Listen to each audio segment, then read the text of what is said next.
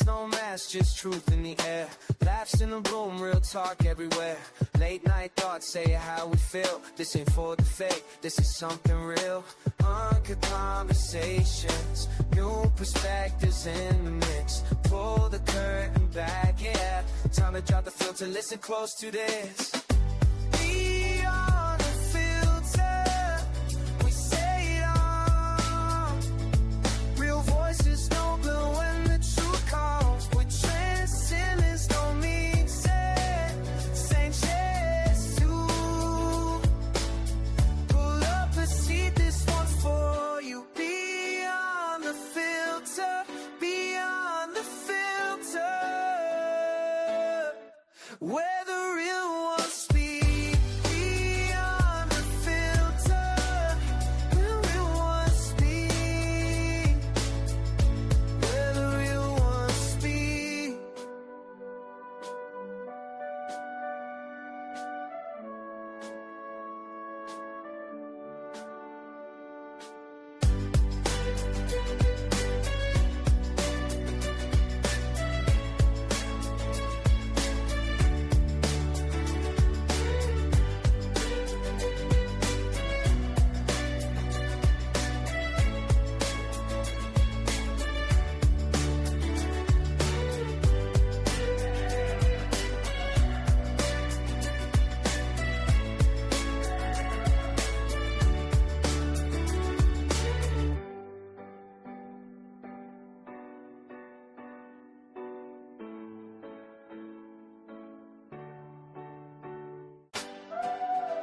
Yeah. Yeah.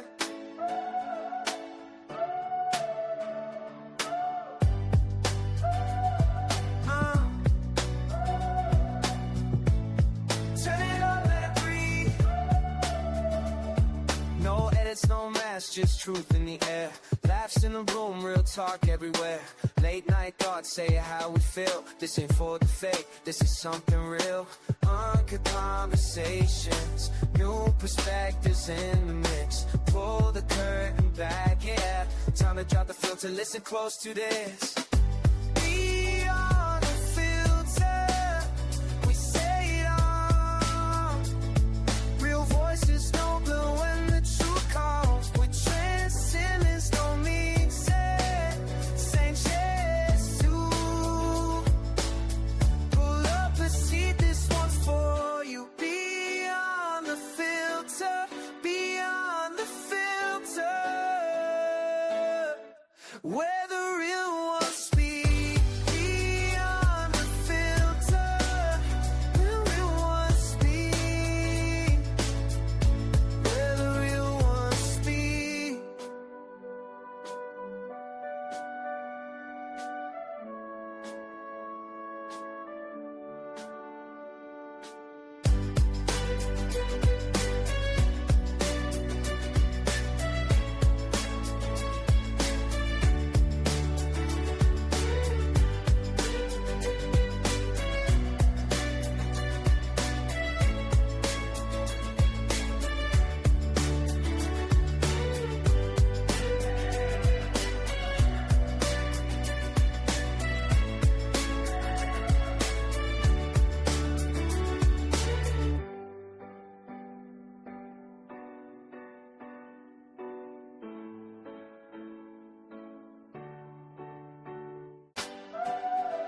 Yeah.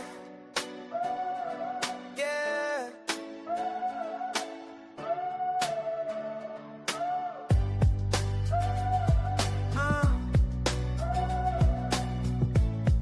Turn it up, let it breathe. No edits, no mask, just truth in the air. Laughs in the room, real talk everywhere. Late night thoughts, say how we feel. This ain't for the fake, this is something real. Uncut conversations, new perspectives in the mix. Pull the curtain back, yeah. Time to drop the filter, listen close to this.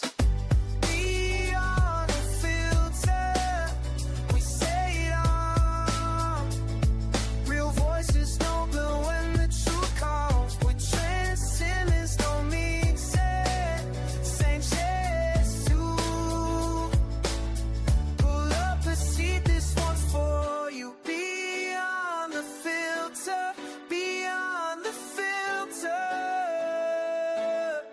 Where the real ones speak beyond the filter.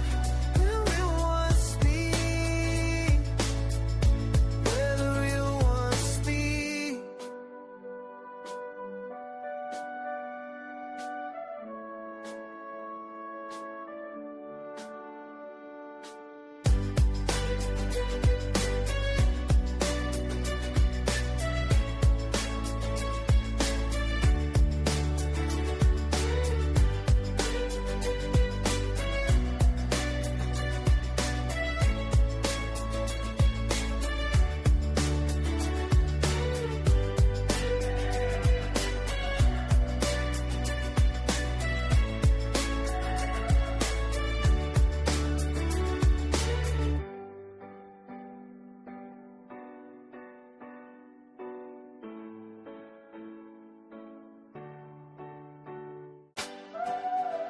Yeah.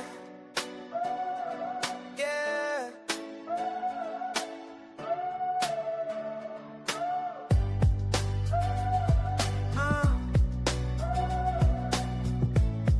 Turn it up, let it breathe.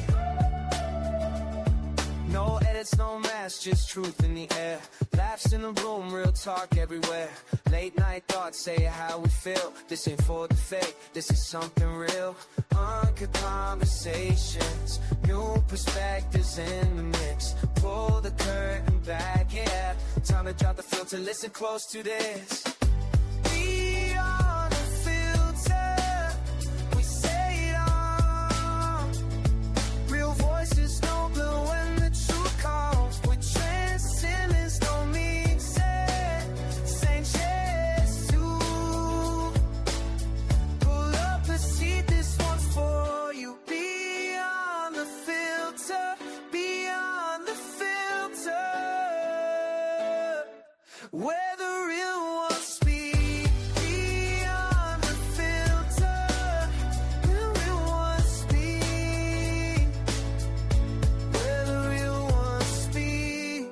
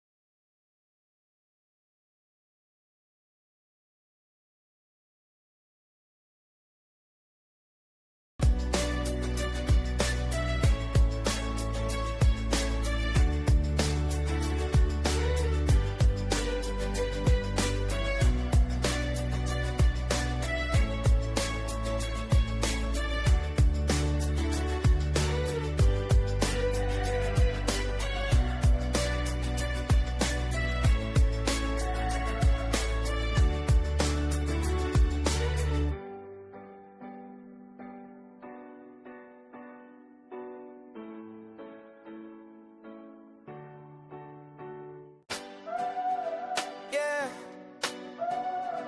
Yeah.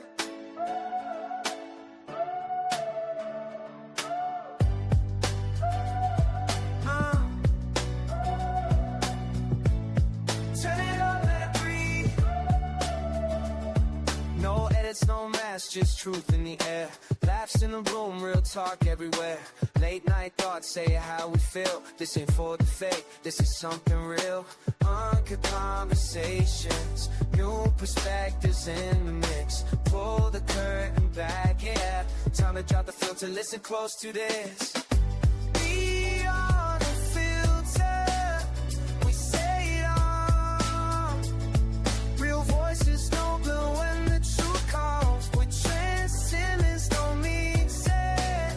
Saying yes to. Pull up a seat, this one's for.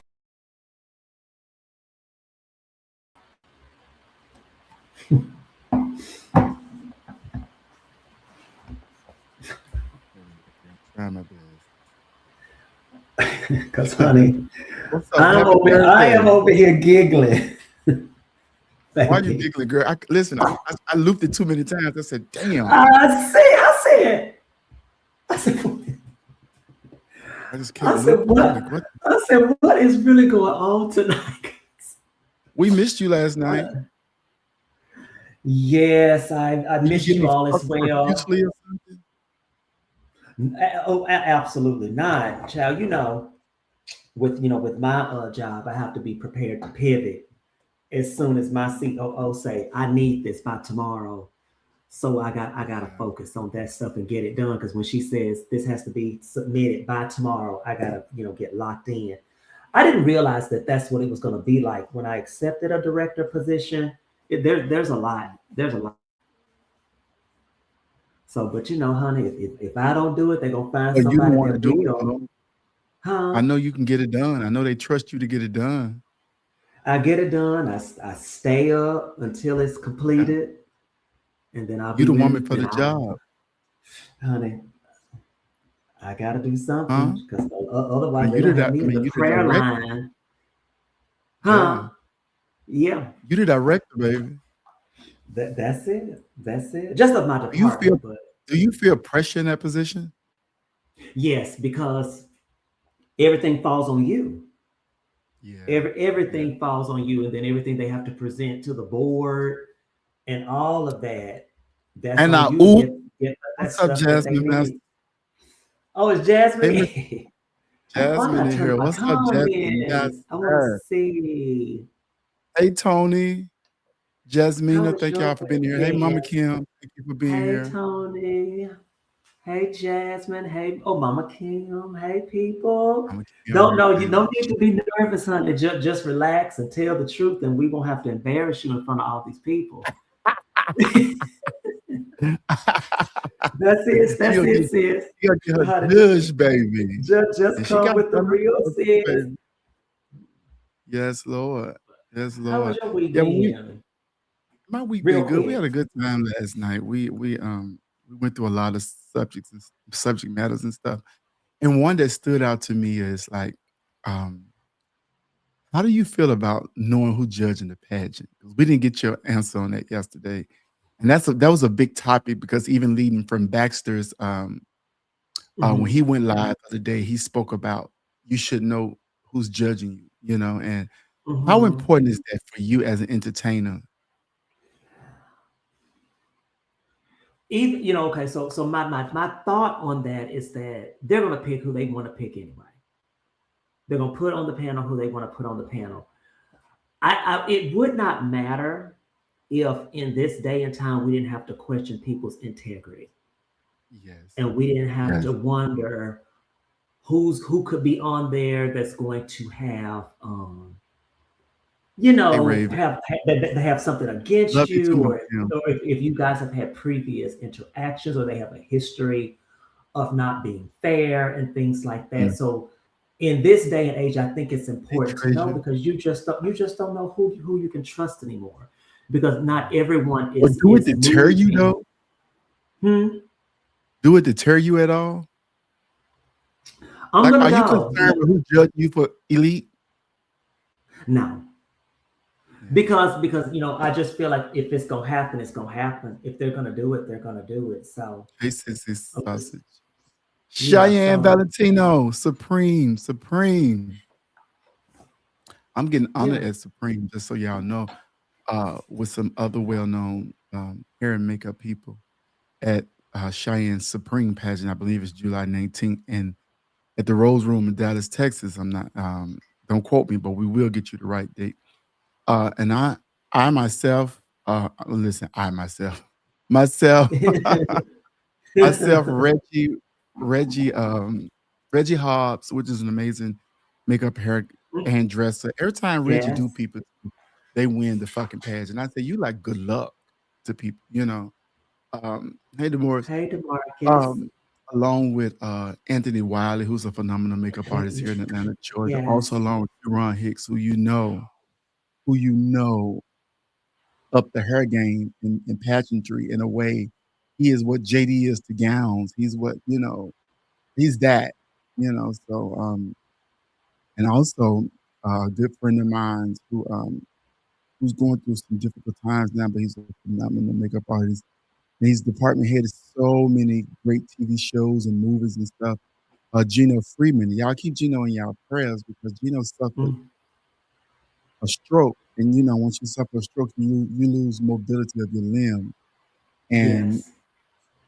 we just want to keep him in our prayers. He also has up a donation, like GoFundMe, because therapy is really really expensive, in the It tune of is. like $1,000, and then sometimes your bullshit insurance don't want to pay for certain things. But like if you can donate, go to Gino Freeman page and donate. Fabulous individual. He looked out for so many people. He gave so many. And listen, on his shows, he would only hire gay black boys, and he gave Oh, so many really? people opportunities on these big shows and stuff that would have never got these opportunities hadn't he said, like, I want to make a space. I want to make a safe space for us to be able to work in That's this business awesome. and make great money doing that. So shout out to Gino. I'm sure his generosity to life will come back to him tenfold. So please pray for him. And if you can donate, go donate. That was a lot. I Yeah. said a lot. But yeah. But Um, that's quite all right. Yeah, that's important. That's important. mhm. Speaking of judges, though, we go back to judges. Black America. I tried to put the picture in, but of course, I'm using my phone's internet because my internet is messed up, so I couldn't get everything loaded like I wanted. Hmm. Um, Black America dropped their judges. We s- we Did you saw, see it? and I did. Hold on, I'm still here, honey. I got to go to another room. Go to Hold on, another room. I was, yeah, I had to go to another room. I was down in the basement, so had to come on up to my living room. Okay. Not yeah, that I Oh, feel more oh. this is so much better. What's that I song we feel like better so much? now. What's that song we like so much? What's your favorite song? Ooh, what is my favorite Just song? really quick, song you just go to it. I think it has to be "Nothing" by Brandy. Nothing. Do me a favor. Go over there and play that Yes, piano, and I'm gonna sing it for you. you being a bitch to me now.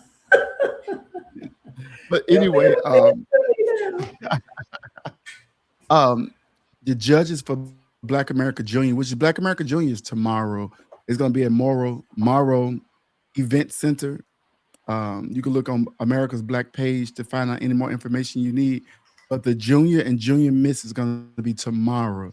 The pageant start at I don't see a start time. Wait a minute. Hey, Diamond. I don't see a start time. Maybe 6 o'clock. I don't know. Hey Diamond. Hey Phoenix. The judges for the Junior and Junior Miss is Monica Dupree, Love her. Gabrielle, Renaya, Valencia Santiago, Duntaz, Robert, Jawan Bonet. Is that Jawan Bonet? No, that's Uh, not Jawan Bonet. no, I This don't think person's name is so. Jawan, and Mikhail will be the head judge. That's Black America Junior. So we're looking forward to everybody coming out, having an amazing time at the Black America weekend. It's always a great time, no matter what. Benny puts on a great show. Benny and Chris Higgins, they put on a really, really great show. It's grand. It's like you going to an award ceremony or something, if you will. Yes, It's really beautiful to come watch Black America if you ever get a chance. And I'm sure people can attest to what I'm saying. If you ever get a chance to watch it, it's a beautiful thing. It's Black excellence at its best, you know.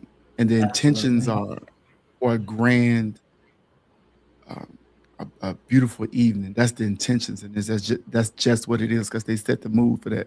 Got a bunch of wonderful performers who went on to be so many other things. But anyway, the Black America judges, the head judges, Michaela for the Black America, Mr. and Miss and Plus. Thaddeus Lede, this is the guy who always got the fur on at Black Universe. He stands up when he think the girls is really, really sickening. And, hey, Enrique. I agree. LaWanda Jackson. LaWanda Jackson judging. So y'all better know what the fuck y'all saying when y'all go sit in that interview and be trying to use words y'all know don't even go in the context of the motherfucking sentence you use. You better make sure you Correct. know what you're talking about. Because we got And you sure the better. interview coach Hey, of Miss interview Kim. coaches. We have LaWanda Jackson. We have Valentino Lloyd Alexander is a form of everything, right? So he know what he looking for. We got Nick Devereaux, the artist formerly known as Sheena Eugene Hayes, Vicky Valentino, the queen of the scores are the scores. And we also have Mm-hmm. Tony Howard. Now, I don't know Tony's resume, but I know Tony has been to every Patti LaBelle concert in the land of the living. And he get on stage and he sing with her. He be off tune, but he sings everywhere she I go. don't. I I don't can't know if him stand and Patty you. best friends. I don't know if he helping Patty bake those pies, put a little extra nutmeg in it for her. I don't know if he itchy ya with her. I don't know, but he is at every concert. She has to know him by first name. Has to. So that's a good Oh panel. We my. cannot wait to see Black America Weekend. I wish y'all could be here, but I know Chevelle busy. I know you busy. You got things you got to get ready for and stuff. So yeah, we're excited to see what the new judge is going to do, what the outcome looks like, you know, and if somebody gonna always have something. Did you watch Glamorous? No, I did not watch. Something about the live stream.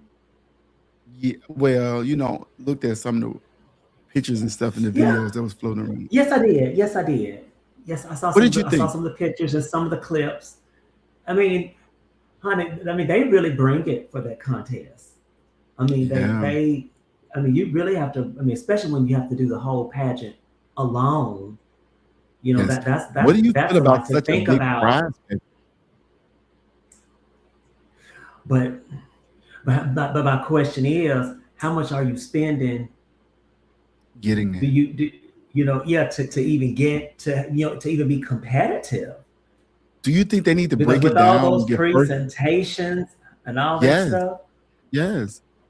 And it's one to take all, really, but they gave like second runner up got $200. so it went from We're ten going thousand to from 200. 15,000 to 200. Uh-huh. Oh, it's 15,000. Okay. It's 15,000. The guys get 10,000. The girls get 15,000. Yes, That's a lot of Jasmine, like you money. too. You know what, Jasmine? I always wanted to ask you, Jasmine Masters, how the fuck do you know what the fuck she gonna be wearing when you make it to that goddamn concert? Y'all be dressed just a goddamn like. And I want to know who giving you inside scoop on where Patty is and sending you screenshots of her goddamn outfit for the night. Give it to me. Give me that information. And I oop. Hmm. And I oop. Cause baby, you be And dressed just like a baby. Patty, baby, you get Patty every time I live for it. But yeah, yeah, a lot of people have, things to say about glamorous. Every year is something, yeah, um they point spread is so big, so there's so many points to play with and not play with, because if I'm judging you all the way up to 300 points or 400 points, like what if like even if I would give you 100 points, I take 25 and give somebody else a perfect, you probably never catch up. You know yeah. what I'm But I mean, saying? but see that's when the qualified part comes in. Because if you are a Okay. good judge, you know how to create your own breakdown of what's going to be considered excellent, average, below average, or however you're going to break it down. You got to determine that for yourself, what those ranges are going to be. And some people don't Right. know how to do that. They're just throwing numbers out there. You have to do that. You have to be able to break that down to know which range are these people going to fall in based on what I think about what they brought on stage. And so, I know that there's always a debate about what makes someone qualified, and it's so much more than you won pageants before or you've been doing this for so many years.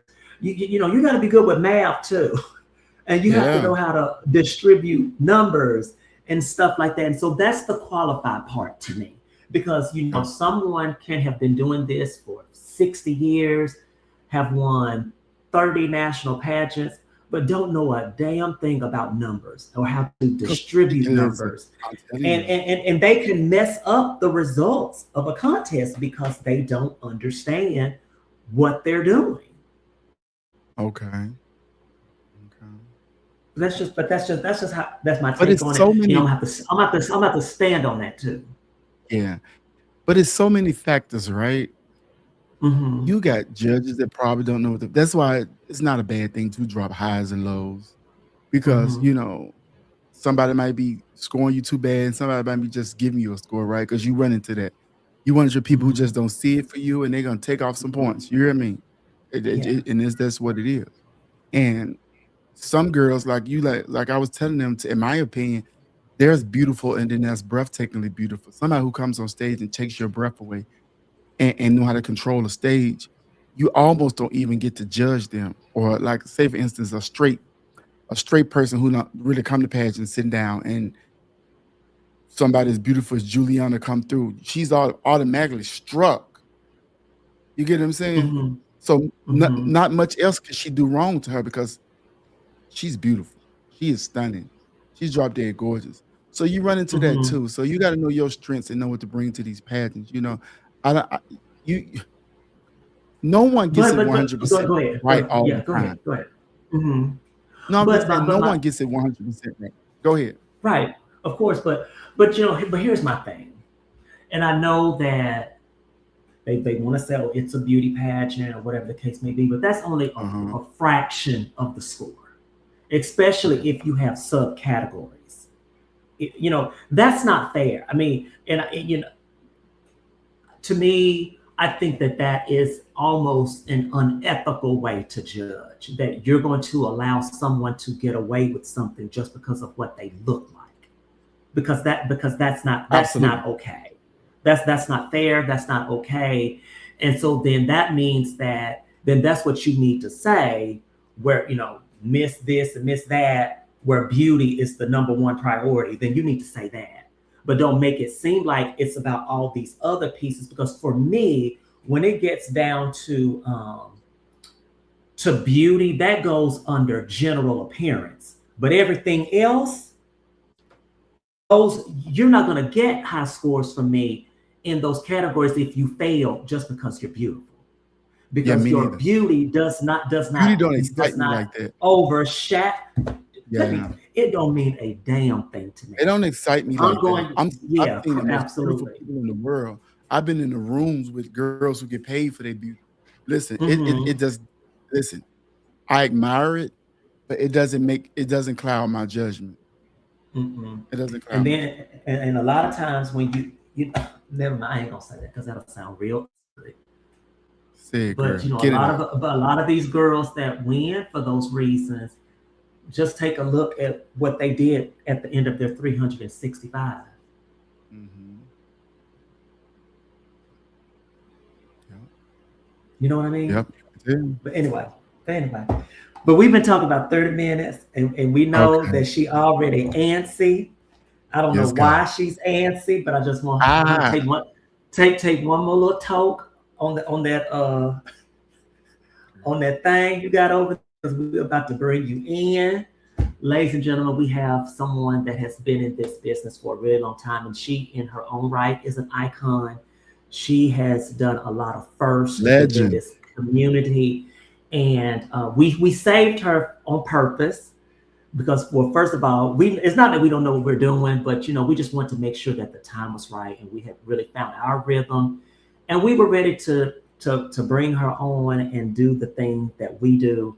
And so, ladies and gentlemen, at this time, let's bring her in, the one and only Miss Chevelle Boom Boom Brooks. Woo! And everybody clap. You're And everybody clap. muted, sister.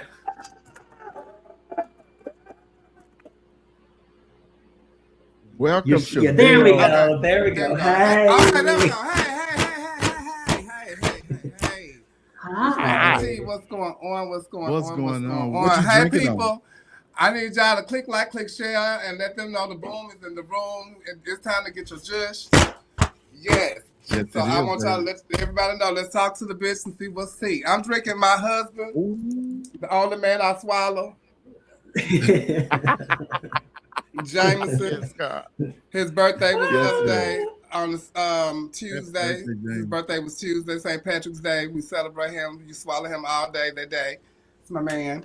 Oh, He cheats on me. I oh, don't my never cheat man, on my him. man, my man. My man. I'm very loyal. I'm very loyal. Yeah. Listen, hmm listen to Oh my him. I goodness. What's know. going How are on, you, people? Chevelle? I'm good, child. Hey, y'all. Y'all got me Hey. up here going beyond the filter, child. Y'all know Yes, I God. don't like talking about myself. But you know, they get Child, bits and pieces on our point of view. They get bits and pieces, stories here, story there. And we want them to get a full out story. We want them to know where you came from. Like, and a lot of people, you're not of this generation right now, but you still perform now. But there's so many kids that come along, they don't even understand your contribution to the art form. You know, because like if they don't see what's happening right now, they forget that you're the first at large girl to the first and only at large girl to win your survey. So you created historic moments that still, you know, it's like the Whitney Houston of the national anthem. It will never be one better. You know what I'm saying? I like that. See, I like that kind of shit. You know, you know what I'm think saying? about it like that. Yeah, it happened once. It ain't happening again. They'll get close, but not too close, right? Okay. But yeah, that's correct. and Chevelle is also when we talk about this space, a lot of people start doing podcasts because of you or getting an idea because of you. Now there's people that's played around with it before, but when we went through the pandemic, no one had anything to do. Everybody was in so much uncertainty about where life was going. You decided to pull everybody on the screen to talk, right? Mhm. And people tuned in from everywhere. They want to know what everybody said. You brought so many people on. The hosts have changed over and over again. You know, some stayed for the hey y'all, hey Trey Son, hey Demario. Hey, But everybody. you started this new train for us, and I've always wanted to do it. But like I used to hope y'all would pick me so bad to come on the show. I was just saying everything in the goddamn comments. Like y'all trying to make so much sense. You hear me? The Lord is our shepherd. I shall not want. Boy, you like me back. I want to see. I was like a pick me type sister. Being like, yeah. Then y'all did start paying attention to understanding when y'all brought me on. It felt good to be able to talk in front of people because this is something that I didn't know I could do. But when I saw y'all doing it, I wanted to do it because when I'm around my friends, I'm always giving advice. I'm always doing this. And I got comfortable on your show. Then when y'all called and asked me to be a part of the show, and history is history. And now we 7 seasons History is in. history. I forget when I came on, maybe second season, third season, I don't know. But it's one of the best shows out. We get second or third season, yeah. Yeah, and it's well respected in the community. Anywhere we go, Dominique could tell you, even when we was doing her at the prelim, people's coming up telling me how much they love the show. You know, oh, that's sickening. I love and that. when I remember you showed me a picture one time. I'm talking my ass off. We're gonna get. I remember you showed me a picture one time of people watching it in their living room, watching the TV. I never even imagined it being like that. Hey, Laura. That blew my mind. That blew my mind. Amaya Glamazon told me that her and what's her best friend that lives in Pensacola, pretty girl, look like her. She's former grand, I think. Oh yeah, Zanaya. Yeah, that you know they would call each other and they would cook and they would watch it together and you know they be watching on the phone and all that kind of stuff back then. So it made me feel good that you know. Did you think it would have that effect? No, because I never anything that I have done. If I just sometimes y'all just don't know. Sometimes I be want to give up. I really do. Yes, I really do. And it'd be like the people that tell me how much they enjoy.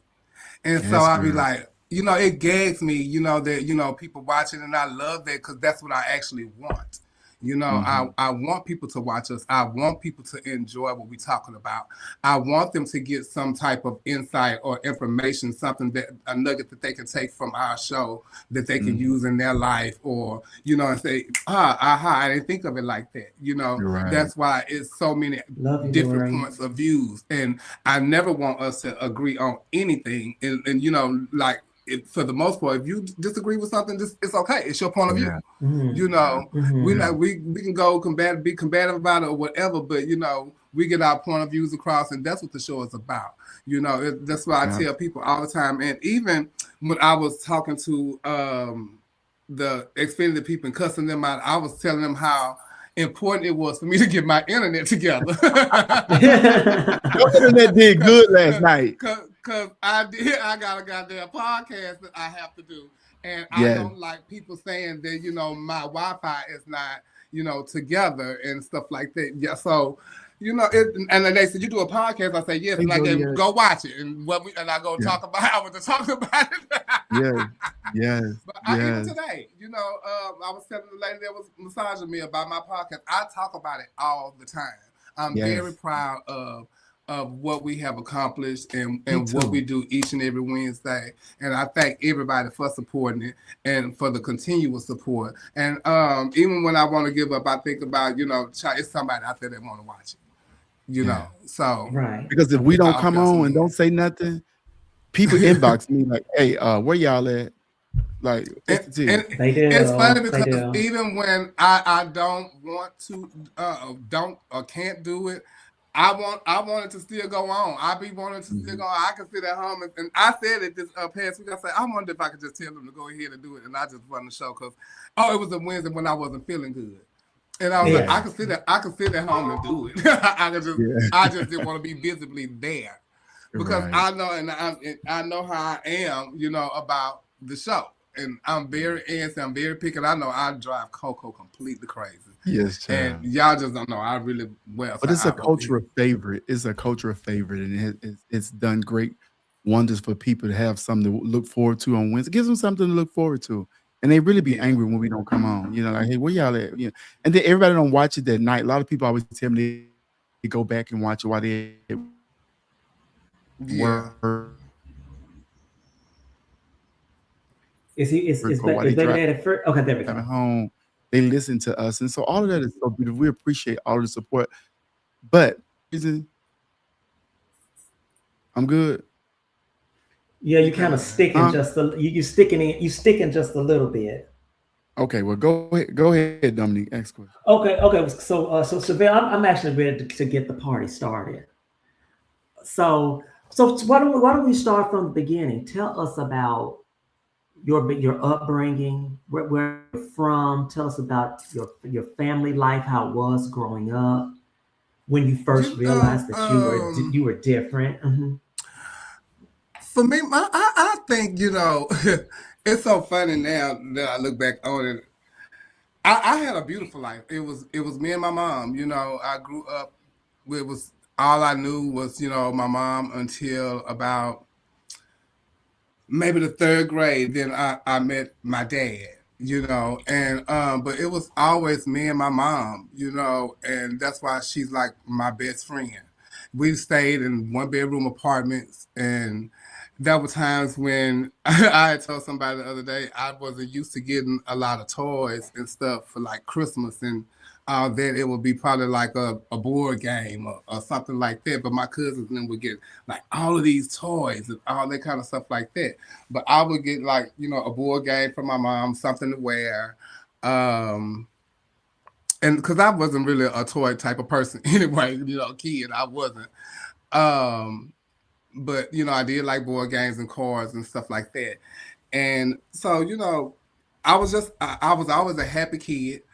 Um, Hmm. I always loved music because my grandmother and my great grandmother, they were musically inclined. She played the organ for the church, so we were always in church with her and going to church with her every Sunday and going to choir rehearsal. I was in the choir, and even with my godmother, they go to church. I went to her church, and her church was a little different from my grandmother's church. And her church was a little different from my grandmother's church. And my grandmother was a loving but stern lady.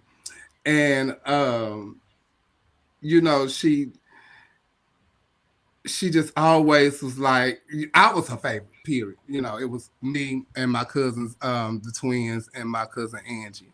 And so we was a very small family because my grandmother was the only child. And so she didn't have any siblings. So therefore my mom and them didn't have any aunts and uncles. And Okay. so all we had were my aunts, my aunt and my uncles. They didn't really have kids, so it was just me, Terry, Sherry, and Angie, and my aunt and my mama. We was a real small family. So we moved here to Houston when I was like 2 years old. So Okay. I've been in Houston all of my life, and so it was just always us. And my mama wasn't mean, my mama was, she was very, if anybody know my mama, she a very loving woman. And she took care of me. She made sure I was okay. She dressed me. I was always had to look nice. I always had to go get my hair cut, all that kind of stuff like that. And growing up, I was never shunned for like who I was, because I've always been this way. So when did you realize that? When did you first realize that, hey, I'm not like other people born male? When did that feeling first hit you? Girl, girl, I've been knowing I was different since who's I remember liking boys in the first grade. Mm-hmm. I liked my friend in the first grade. He was so cute to me, and I remember I remember the school I was going to. It was on Stella Link, around the corner from right where I live right now, not far from where I live right now. And I just remember him being like really cute to me. But when I was in probably like the third grade, there was a girl that I had a crush on, but I thought because she was beautiful, and that was the reason why I had the crush on her. The crush on her. And You I were never had idolizing her. I never had like sexual feelings for anybody back then. It was very infatuation type thing. But I knew that I liked that boy. Yes. Yeah. I knew I liked him. So it was from a young age. And so even when you can tell, like when pictures of me, I got pictures of me from when I was younger. I got from my dad when he passed away, that I've never seen before. And I have on like this little shirt and some little bit of his shorts, and I'm standing like this. Girl, and got my little haircut and all kind of stuff like that. And I remember like want to take pictures with my cousin them and want to pose like this and all that kind of stuff like that. But I guess because I was always around girls. I was always around girls. It was my mom, my aunt, my 3 cousins, and I had a boy cousin, but he didn't grow up with us, so I barely ever saw him. So any kind of type of male figure in my life was like my uncles, and they tried to like hang out with me and all that kind of stuff like that. But I didn't want to do that. You weren't interested. No, and so I would hang out with my mama younger brother. I would hang out with him. But like my older uncles, one of them played for the Temptations, so I didn't, get to see him all the time. The other one, he was married with a wife, and they was like very mean, and he was mean. She was nice. I didn't want to do that. And then my other uncle didn't really see him, but so I hung out with the younger one. The younger one took me around to everybody in the neighborhood, and I got to see people. Girl, I went to crack houses, didn't even know I was in them. With him, I'm telling you, girl, go right in the crack house. Didn't even know I was there, but it's okay. I loved hanging with my Uncle Wayne. He smoked weed. I missed those times. Yeah, he smoked weed and all that kind of stuff like that. He made sure I was okay. He made sure I was there. He made sure I was safe. That's all. He told me go over here and don't do this and da da da da, and that's what I did. But I saw everything. So can I ask you though, Chevelle? So did you ever have a phase to where you felt like you couldn't be yourself, or that you had to pretend you were more of a boy than you believed that you were? Did you ever have to do that, or were you just always free to be whatever? Never in front of my uncles. I was always myself. I didn't know how to be anything else but me. I didn't know how to do that. Okay. The only time I felt like I had to dumb down myself and who I was, and I didn't feel like myself, and I was the time I had to go stay with my dad. So my mom was coming up on some hard times, and she needed a break. So I had met my dad, and she told him, well, she have to come stay with you. And so she sent me to California to LA to stay with my dad, and that's why I had to go. I was in the 4th grade, um, and my dad is a military man. Mm. He married a Puerto Rican woman, and he married her. Well, they never married. They was common law married and they was together. I'm gonna be 51. They was together until they was together until they passed away. Both of them are gone now. Okay. And they met probably when I was 2 years old, and they met in Hawaii. So that's why Hawaii, I have really like a connection with Hawaii. Mhm. Um, so I never had to dump down myself until I got with him. And I Okay. guess he didn't understand, me and who I Yeah. was. And I was fat at the time. I had gotten big. I was really and didn't know it. My mom was sending my dad pictures the whole time, like since I was a kid. Mm. And didn't know this, so he know who I am. He's Hmm. seen the transition. I went to stay Right. with my grandmother and when I was a kid, and she fed me every day, and so I got fat. And that's when I gained the Just weight. letting you And eat anything you want. oh, my mama dropped me out for the summer. When she came back to get me that next summer, I was a Uh-huh. totally different person. And Mm. she Wow. was like, "Oh my God, what did you do to my child?" and I was fat. So then when I went to stay with my dad would make me go run the track every Sunday, every single Sunday. Because my dad would go play basketball with his homeboys. They would be playing basketball, and I would have to run the track until he tell me to stop. Wow. During that summer, that was when Carl Lewis was training for the Olympics, and he would be out there and he would be running. So some of us and the kids, he would like run with us and all that kind of stuff like that. So that part was fun, but other times it wasn't fun. You know, I Hmm. would have to. I had chores that I never ever done before. I would come home from school and I had a list of chores that I had to do before I went to bed, and Mm. even that's even walking their dog, and their dog was a big old Doberman named Chewy, and I would have to clean up the pooper scoop out the back and clean up all of that. Mm. It was torture. It was Hmm. pure torture. And that was I'll never forget, that was the season that Arsenio Hall started. I saw the first episode of Arsenio Hall. I did never see anything after that because I wouldn't be finished with my chores, so I couldn't watch TV. And there was Mm. time when I don't like applesauce, and I guess this is when I found out I didn't like applesauce. It was very mommy dearest. Sit there until Yes. you eat Okay. this applesauce, and I sat there. And just How long did you have to stay with him? I stayed there for a year, and okay.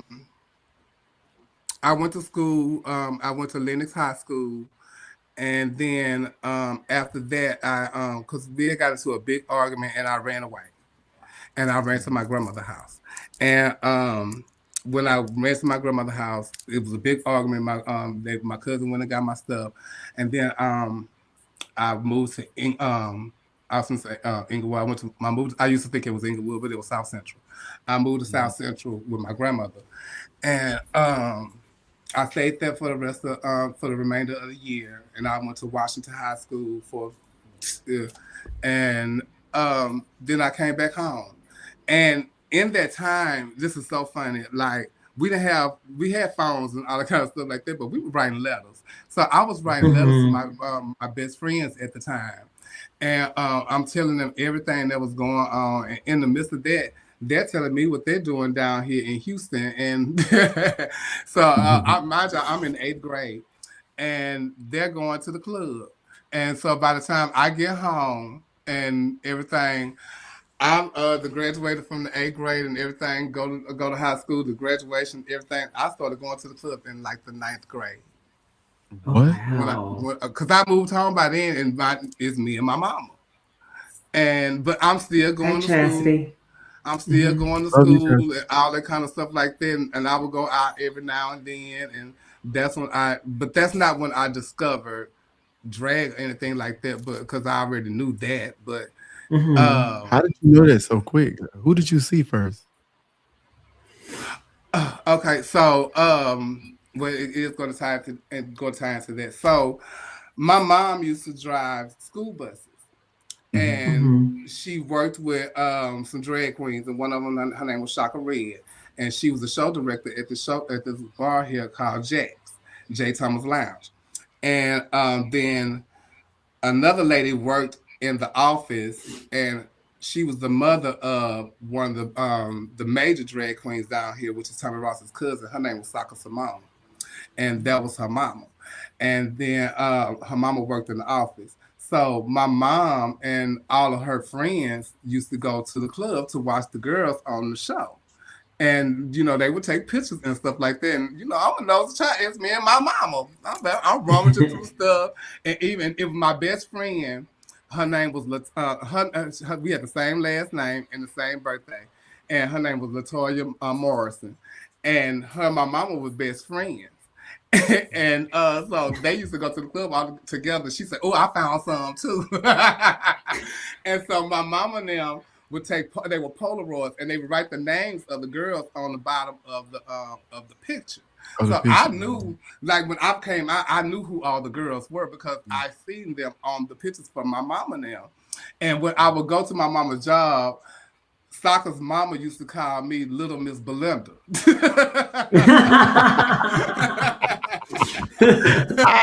Messy. Okay, thank you. So when they would go, we had this thing called the Art Festival here in Houston. And that was the art festival. It was like a date festival all day on Westheimer. And that was when Studio 13 was open. Studio 13 was the other club. J. Thomas Lounge was like the Marquette. And Studio 13, which is what Tommy and them do the Studio 13 celebration for. That was the main club where all the girls be, like Tommy Ross and all of them. So my mama would take us, and all the girls, they would get together and get the kids and stuff. They would take us to the art festival. I'll never forget.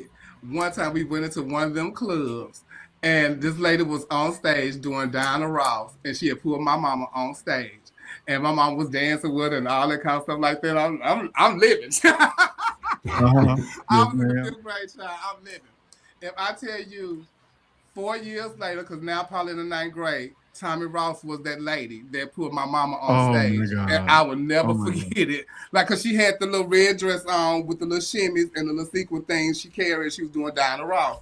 And I'll never forget it. So when I got to the club, I knew who those ladies were already. And that's, and I guess, it was destined, child, because I want to be I want to be a singer. I want to be a dancer. Fame was my favorite movie. Where did you learn dancing from? Because you was a heavier person, right? And to dance like that was like, we never seen that before. Like, we saw it from you and Piggy at the time. Like, where did you learn to dance from? Like, did you do this as a child? So the dance and stuff, that's always been me. I've always been a dancer. Like when I was telling you about my friends who I used to write, we used to dance. We was working for this man at the skating ring, so we get into the skating ring for free. And so we would tell him we would clean up the skating ring and stuff, so we come to the skating ring for free. So we were like real popular and stuff like that. So we end up starting making him open up the Saturday night after 10 o'clock for a dance for teenagers to come to on Saturday night at Fun and Great Skate. So it ended up turning into a dance party. And from there, so we was always dance. We used to dress alike and all that kind of stuff. So we always danced. I always danced when I was a kid, and I always danced from like family and all that kind of stuff like that. I always did it. And I wanted to be a dancer. I wanted to go to the High School of Performing Arts because Fame was my favorite movie and all that kind of stuff like that. But then when I started going out, and I'm watching the show and all that kind of stuff like that, and I'm seeing like people do this stuff on the show. Sophia pulled me out on stage, like we used to pull me out on the dance floor. Just like, come on, girl, come on, let's dance. Macintosh. I'm like picking up what they doing, Yeah. and it just like came naturally, on the show. And then I would see like Soccer Simone and Amazing Grace and all the girls dancing on the show, and they had their own style of dancing. And like the kicking and all that. Oh, yeah, that. Okay, so then we went to a splash show, and I saw Collections. And I said, "Oh, bitch, I can do that." And Yes, mama was man. out there getting it. If I tell you She would get her a piece. she was doing aerials and flips and Uh-huh. mama carried. And I Did said, "Oh, she? bitch, I could do that." And so I started dancing. And first thing I had on my mama's, it was a umpire waist swing dress. Yeah. Yeah. And some Yes, she sling did. back heels. And I did, "I'm gonna get you, baby. I'm gonna get you, yes I am." I did that. And Uh-huh. I just started dancing from then. And I saw Amber Starr, Yes. because I started going to New Orleans, and I saw Amber Starr do the little head whip thing. Oh my God. Bitch, I was like, "Oh, bitch, I Oh my got God. to do that. Amber could do that fucking head spin. I'm go, bitch. I need to give me a piece of that." And then I just saw little bits and pieces of people. And that's how I made my style of dance. And I saw I didn't see her, but I heard, like when they went to Miss National. I hadn't even been to a national pageant yet, didn't know what it was. Summer Ross was competing, the whole city went, bitch, except for me. Right. Bitch, I was in school. And so they was like, what's her name? Oh, draw blank. From Miss USA, from Black Universe. Tamishi Munn? No, from Oklahoma. From Miss America. Jacqueline. Jacqueline Devereaux. They was like talking about how Jacqueline Devereaux was like weighing it out, dancing and carried on, and was taking tips and not stop dancing. Oh, okay. Let me do that. Put the visual in your head. Yeah. I'm putting everything in how I'm going to perform and make my looks. Because my thing is, I want to be just as good as this bitch that's on the show. This little hoe right here. Mm-hmm. I can do everything she can do except for take my clothes off, and I can do it better. And I didn't start out dancing. I started out being one of them emoting type of girls and falling on the floor and rolling and gyrating. I was doing giving up and all that kind of stuff for talent. That's what I was doing. Allison Williams live from the Apollo. I was doing that kind of shit. But who first put you on the stage? Like, how was that? A friend of mine, I wanted to do the talent show. Me and Portia were supposed to do it together. Portia started doing it like probably 2-3 weeks, maybe a month before I did. Maybe maybe a month or so before I did, because I was in school and I was scared to go, and my mama cussed my ass out and get caught, that kind of stuff. So I didn't want to do it. And I just got up. I was told my friend Lamar, I said, "I want to do the show, but I can't do my makeup and stuff, and I ain't got nothing to wear." He said, "Okay, I got you." Child, we had his friend, my sister Jackie. She ended up painting my face. Mm-hmm. But she was getting painted by somebody else. Mind y'all, I walked from his house, and it was far, bitch. It was far. It was over 5 miles. We walked. What? And yes, I got painted, and then I had to walk back, and then I had to walk back painted. Didn't have nothing, bitch. I ain't had no makeup. I ain't had no makeup to touch up. I ain't have none of that. So, bitch, did that. We got a ride, rolled to the club in the U-Haul. Mind you, wasn't nobody really at the time. Yes, girl, they was in the U-Haul at the time. Wasn't nobody really in the talent night. It was like 5 people in the talent night, because they was having a pageant. They was having Miss Jacks that night. That's why Jackie was getting painted by somebody else, because she was in the pageant. So, end up didn't have no, went to the club with nothing. I ain't had no wig, I ain't had no shoes, I ain't had no outfit. Jackie ended up giving me an outfit, so she gave me this black suit with some mink cuffs on it, really nice. Randy Rochelle was at the front door. She had bought me a pair of shoes. They had went under the cabinet and took out a bar wig from Cookie's stash, and Cookie was pissed that I wore it. And That's how I did the show. When they put on some lipstick on me, I did Get Here by Did you Oleta win that Adams. night? I I won. guess I was about to ask. You won, I and did. so what did that parlay into? Like you started getting booked, or did No, you keep doing I had to talent do nights? I had to do the finals, and I won finals, and I did Ooh. For the Good of Them, the Milton You Bronson don't know that gospel song. song. You and I won. Girl, I did For the Good of Kim Them. McFarlane. Yes, baby, what? For the good of them Grace who is not love given. Yes. the Lord. Yes, yes. Baby, that song goes She so say, hard. baby, listen. Yes, yes, yes. So So I what did they did call that, you and that first time you got on the show? What was your name? Because I know you hadn't probably came up with Chevelle Brooks yet. no, I wasn't. My name was Raven Nicole. Oh, I like Raven. that. My name was Oh, Raven Raven Nicole Nicole. because I loved Raven from Raven Simone. I thought she was the Yeah. cutest Mm-hmm. baby. Y'all know I love babies, and I thought she was the cutest baby. And so I didn't want to call myself Simone because of Soccer Simone, and I was like, she already had that name, so I didn't want to be that. So then it was Raven Nicole. Chanel was like out, but and I didn't think, but it was still like Raven. I was still like Raven Nicole, not my last name, because her name is Right. Nicole. Last name is Nicole. So I'm like, no, Right. I just don't have it. So it's Raven Nicole. And so yeah, that was my name. And then Grover was getting put together this production of Dreamgirls, and we was like he gave casting roles to everybody, and then I went to go to a beauty shop to my friend went to go get his haircut, and this lady walked in, and it was something about her that was like fire to me, Mhm. and her name was Chevelle Brown. And I Mm. like her name. She unique. I ain't never heard nothing like that. And Mama's Mhm. came in. She was done. She had on heels, and she started doing hair. I'm like, bitch, she Uh-huh. got on heels, and she doing hair. What kind of woman is this? What What what kind of lady is woman this? is this, honey?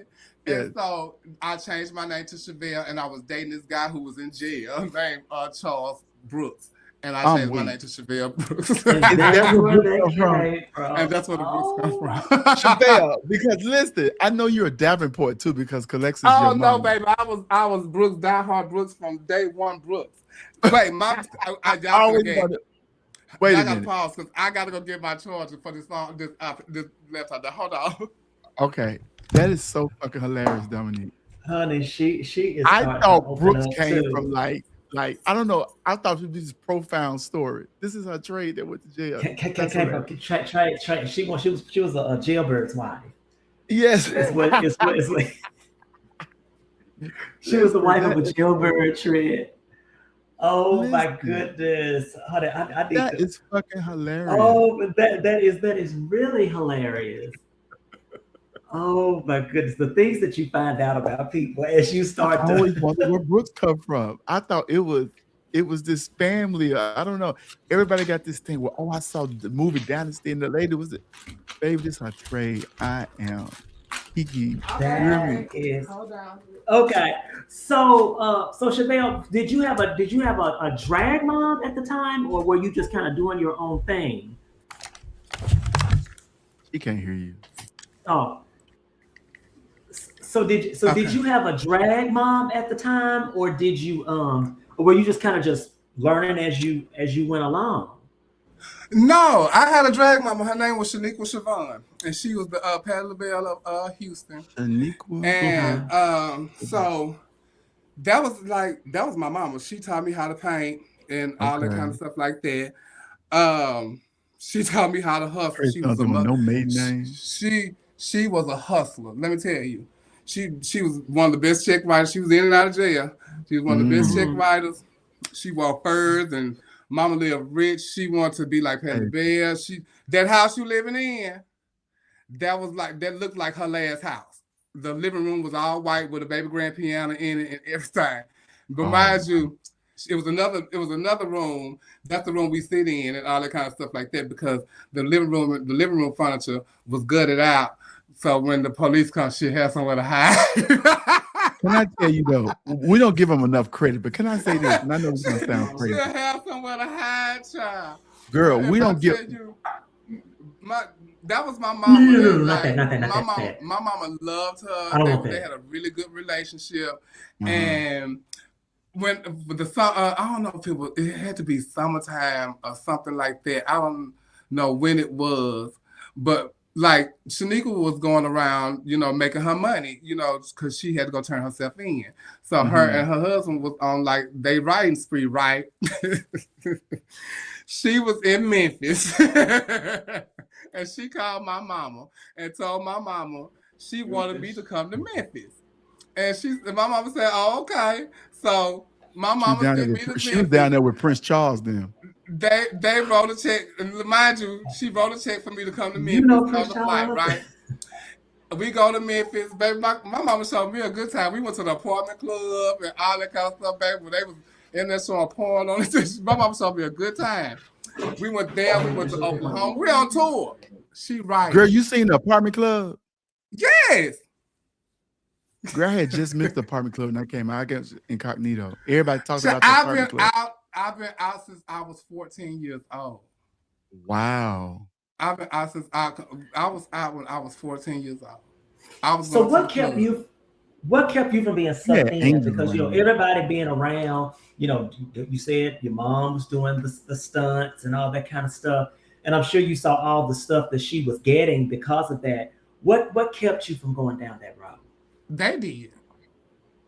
They did, and they had the respect for my mama. Like, so it was Shaniqua was my first reg mother, but then I had another mom named PK. And Miss PK, when PK was in jail, Shaniqua was out of jail. When Shaniqua was out of jail, PK was in jail. I just listen. I don't even remember a time when they probably were out together. I just don't remember, but I learned so much from both of them, and my mama loved both of them. She had the utmost respect for them. They had the utmost respect for her. And they wouldn't let me do nothing like that. They wouldn't let me write checks. They wouldn't let me do credit cards. No, bitch. Girl, Miss Lena killed me. That's all they can do. Chevelle, check writers were some bad motherfuckers back in the day. We don't get them enough credit. I can do their returns. They'll let me do their returns and make money and all that kind of stuff like that. Even one of my best friends, his name was Bubbles. When I first started doing the shows, and we was going somewhere to go shopping, and my mama was with us, and that fool turned around and said, "Girl, what you doing on the show?" And I said, and my mama said, "What show?" You can't hide shit. Miss Belinda, this is from Miss Belinda. Yes, I said, "Oh, come on with the story." Look. Oh, child, I'm doing the show for, I forgot who it was for, who we said it was for. And then and she said, and what you doing? I said David Peaston. That bitch said Luther Vandross.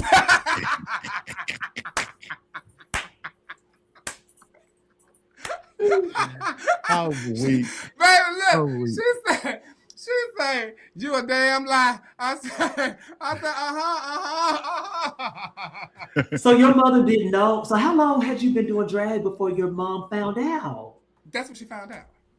Oh. I mean, but how long of a time frame was that? Girl, it hasn't been that long. I don't really know. It hadn't been that long because I had this little case under my bed, girl, and it was a little red box, and I kept like the shoes that Randy gave me for the talent night.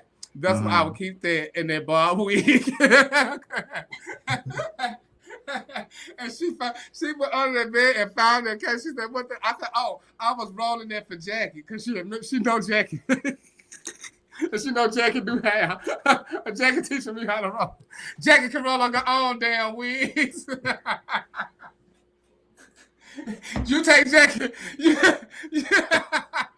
take Jackie her goddamn hair.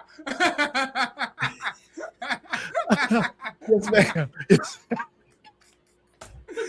You say shit out of my house now. But wait. So we go to the ball that day.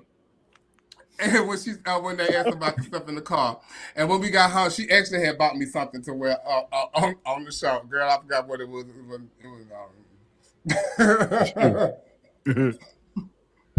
Oh, Miss Lynn, honey. Girl, if I tell y'all Miss Lynn, And then she had told me, and this all happened the same year, but this happened before. So this happened after. But I had got into it with her boyfriend. And my mama worked nights. And so it was always just me and him. And, I've always felt like it's always been me and my mama. Y'all can't tell me, you can't talk to me any kind of way. You can't tell me what to do. You're not my daddy. You her boyfriend. That's how I've always looked at it. You know what I'm saying? I ain't never called anybody that stayed with us daddy or any of that. I just didn't do that. So, child, I was in there on my phone. I had my own phone line. So I was in there on my phone. And I don't know what bothered him, but he came in the room and snatched the phone out the wire and told me to go to bed. Who are you talking to?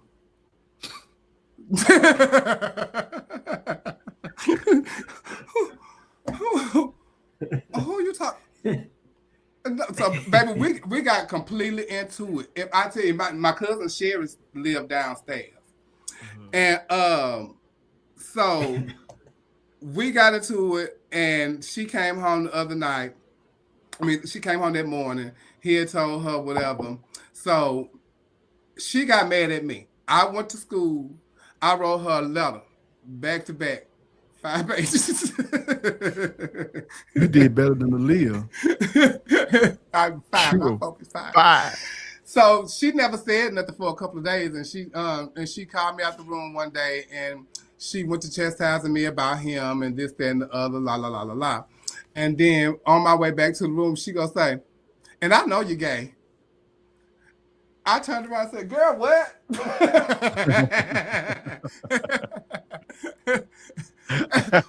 Girl, what was you talking about? And well, was that a relief?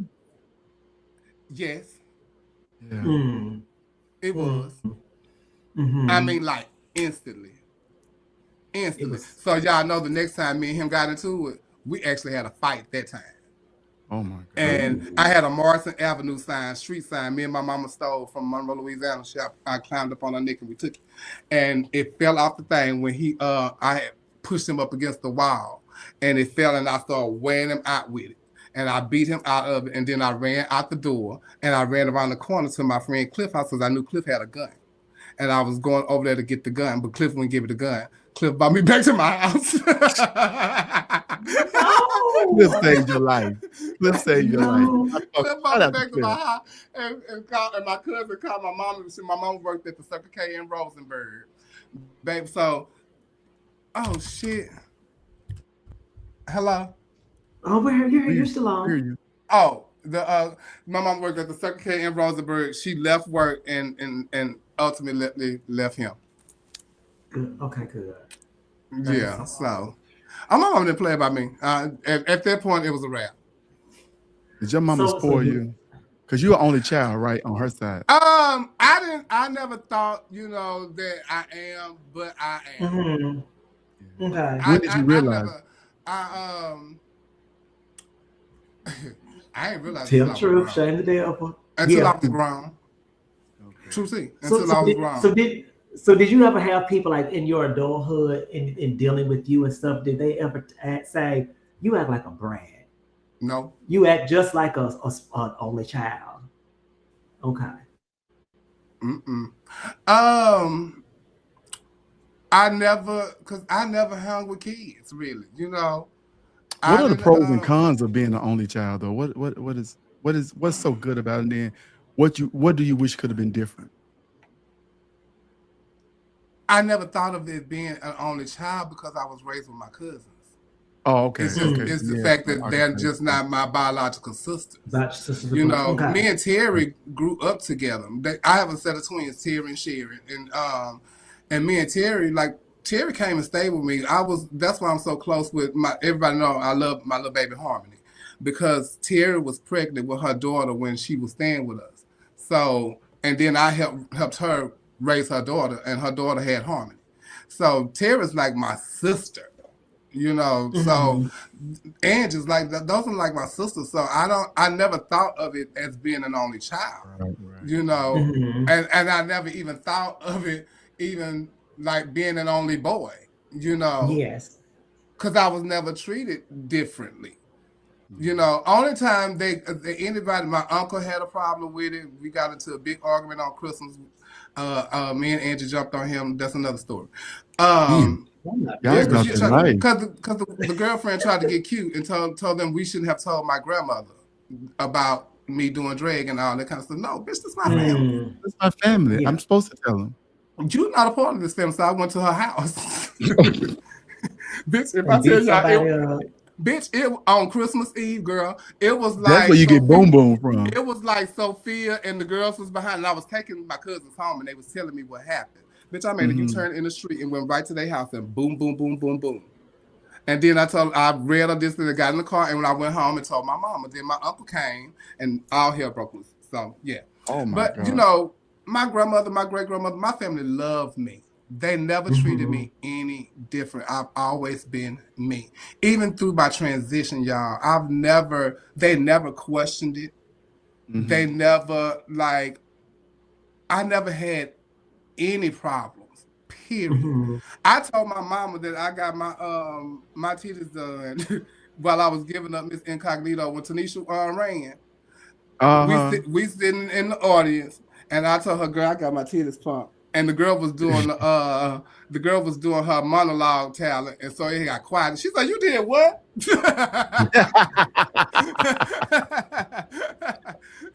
So you know, my mama never. She just said, "Do it. Just be careful.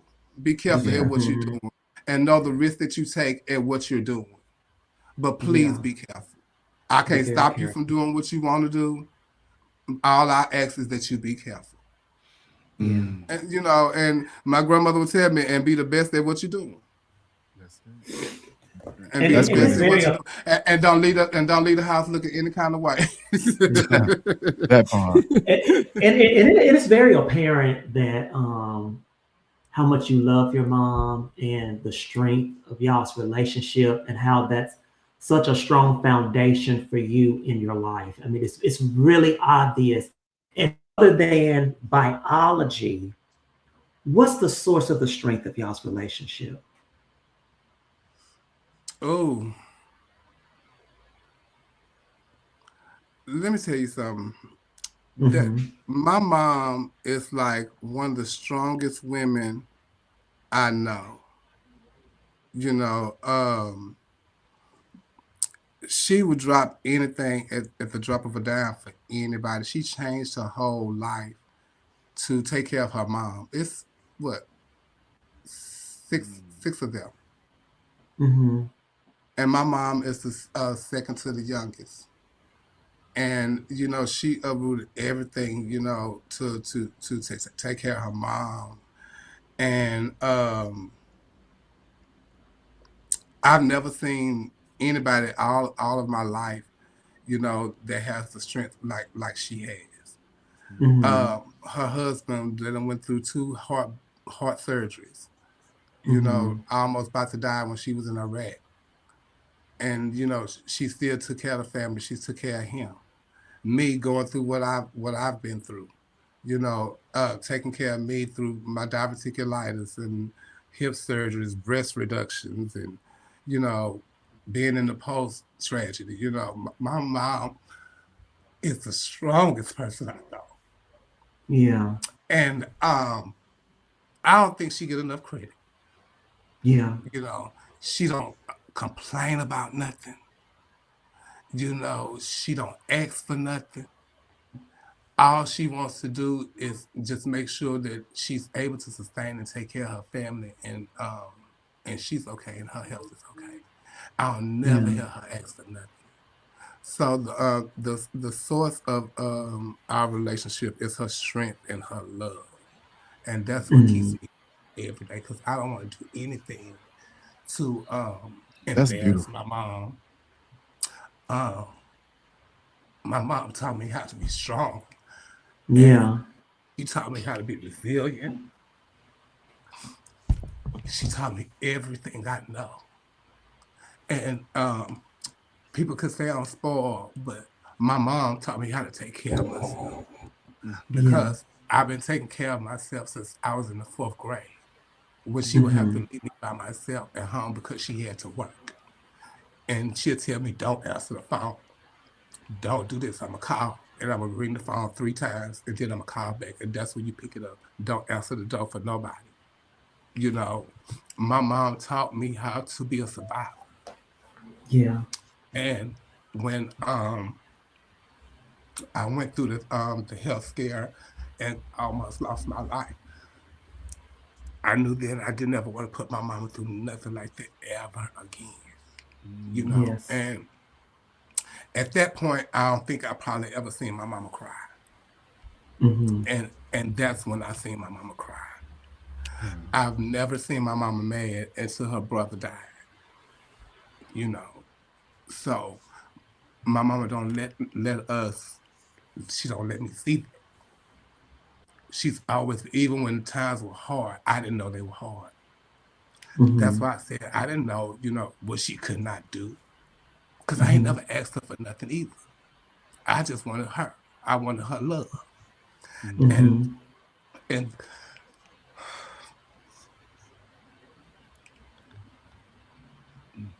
take your time. Take your time. Shout out to Miss Belinda, baby. there was a time when I stayed with my dad and he read my diary. And I talked about this before in the interview. It breaks my heart every time. I got into it at school, and my mom, she got mad at me, and she whooped me, and I couldn't believe it, and I called her a bitch in the diary. So my dad told her, and she told him to keep me there, and she don't want me to come back. I thought I'd never see her again. And I called my grandmother, and I told her, I said, my mama don't want me no more. And she told me that wasn't true. I despised my daddy from then for that. And it drove a wedge between me and my dad for a very long time. Yeah. For a very, very, very long time. And that's why I ran away. Because that was it. That was it for me. And I couldn't stay there no more. And what was that feeling? Was that feeling betrayal? Yes. Yes. And I couldn't believe it. And I really felt like my dad, I felt like he loved me, but I didn't feel like he loved me enough. And I just didn't, I don't know. I thought my stepmother despised me because I was my dad's only child, because she had a daughter that died at birth, and she never got to see the light of day. And so I felt like she despised me because I was his only child, and she really did you just have these thoughts, or she made you feel this way? She made me feel that way. She made you feel this. She made me feel that way. And I felt like, you know, he was gonna always take her side, and he never, you know, like took my side ever. And when he did this, I think she was the one that either gave it to him or made him read it. But he read it and told her that. And from then, I just like, it was a cutoff for me. And I stopped speaking to my dad when I left. I stopped speaking to my dad. And, but I always kept communication.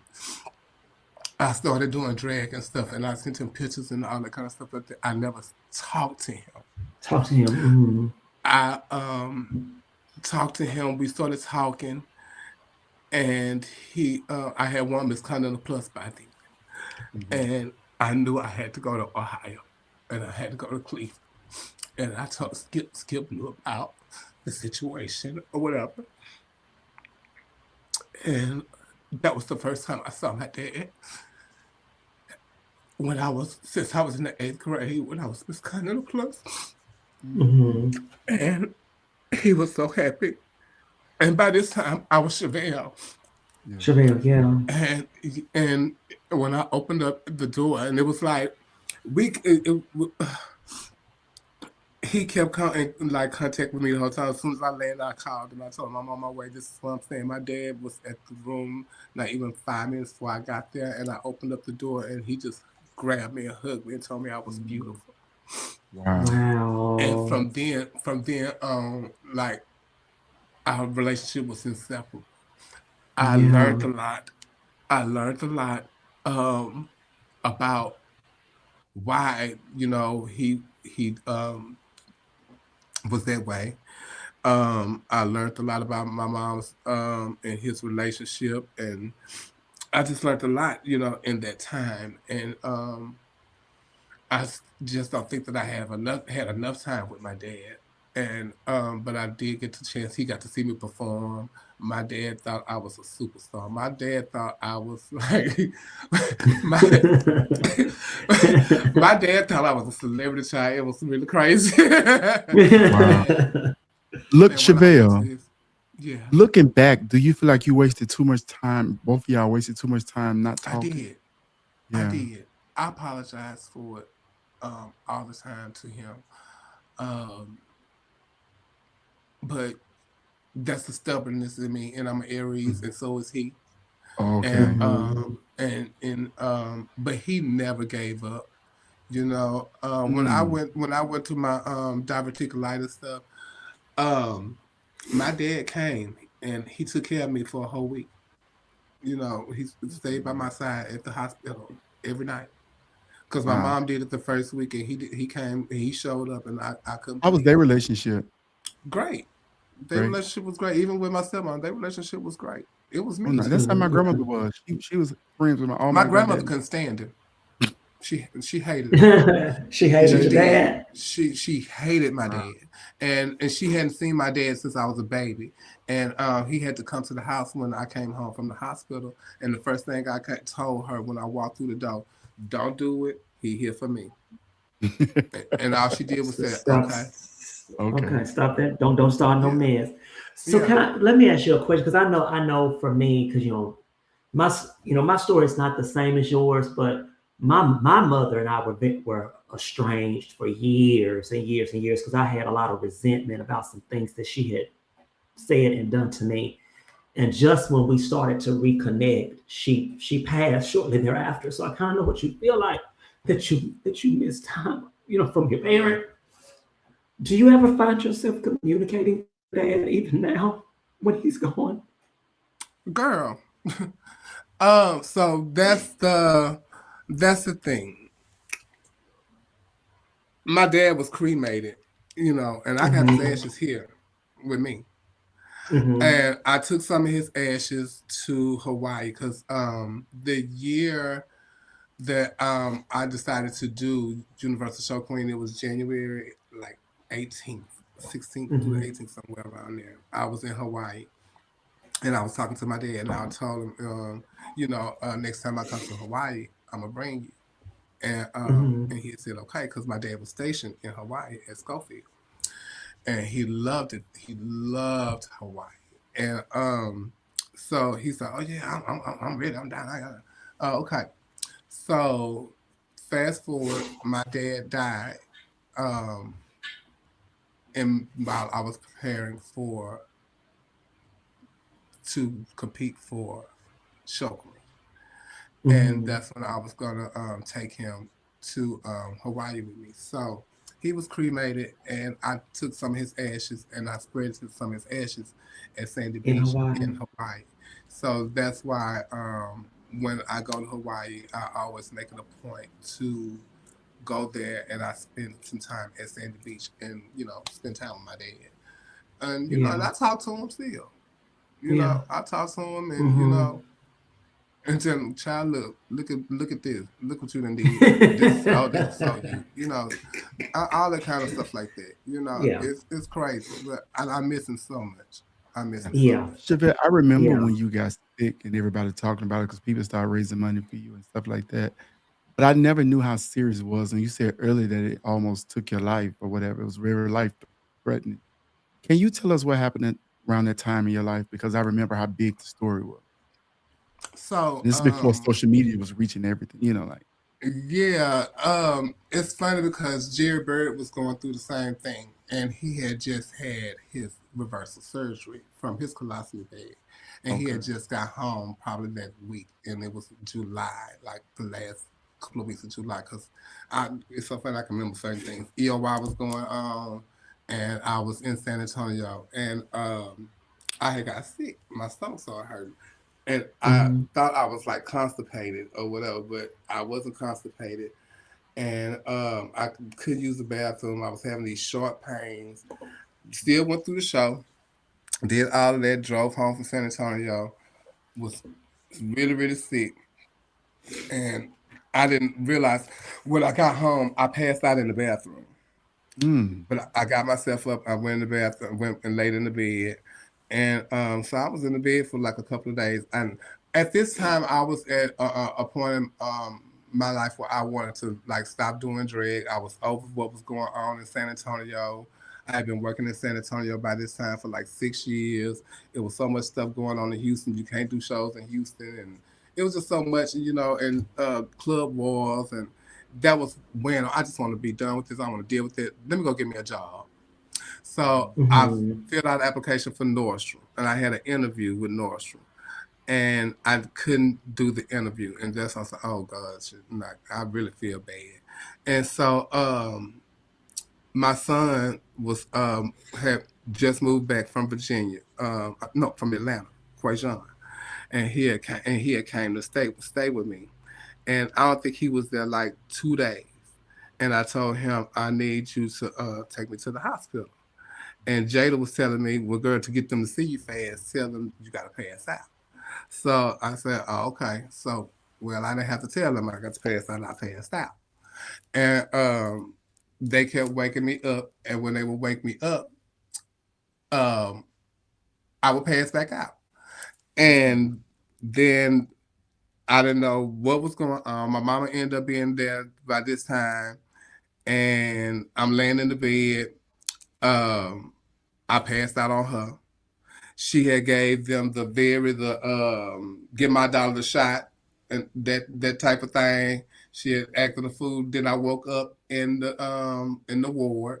I mean in my room, and I was I don't know how long I was there, but I got up to go use the restroom, and when I came back, I laid in the bed, and it just seemed like somebody just stabbed me in my stomach, and Mm. I started screaming, and when I woke up, my mom was sitting there, and I was laid open with a cut from here down to my pelvis, So that- busted open mhm. with a colostomy bag. Wow. So, come to find out, my intestines had erupted. So Mhm. I had sepsis. It was called sepsis, Uh-huh. and Mhm. like Mhm. everything was like in me. Amy, yes, and Hmm. and the cleanup for that is it's not fun because No. they literally take like these devices with sponges on the end, and they're literally what you cut open, they're cleaning all of that up. It's a Yeah. very evasive And you and could die. intensive surgery because all of that stuff can work its way through your system. Hmm. And that's how come they have to act They got the X so fast. quickly. Or because otherwise, yes, as Chevelle said, it can kill So you. um, I'm laying in the bed, and this is like now my reality. Hmm. Mhm. And for a long time, So you went through emergency surgery. hmm and woke up and had All of this done to you. Wow. yeah, and didn't know what was gonna happen.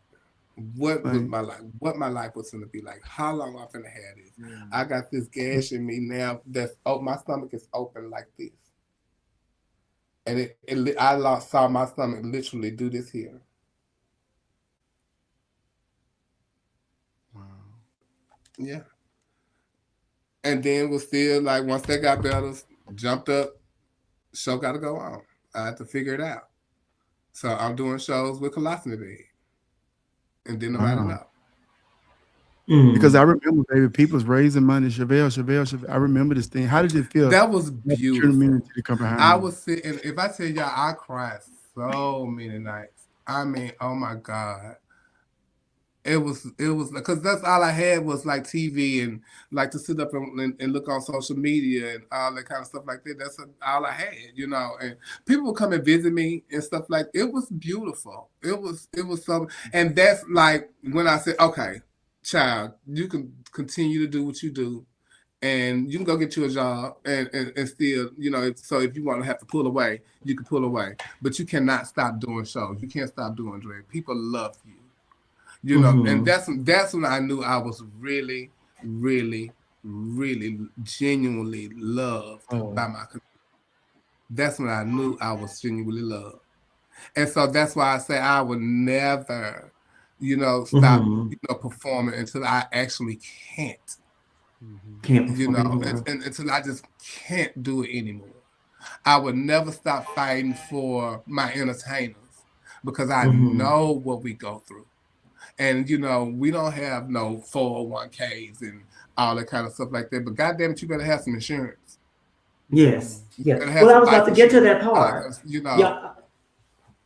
So talk about that though, Chevelle, because, you know, because I was about to ask you about that. Please share with the community how even just because you are an entertainer, the things that you need to have in place, because as a performer and you're considered an independent contractor, explain the importance of having these things in place so when these things happen. Yeah, it's like, you know, people think that, you know, we do this just because, oh, child, we have fun doing it and, you know, we turn in somebody's music and we doing the show. No, if you, this is a business.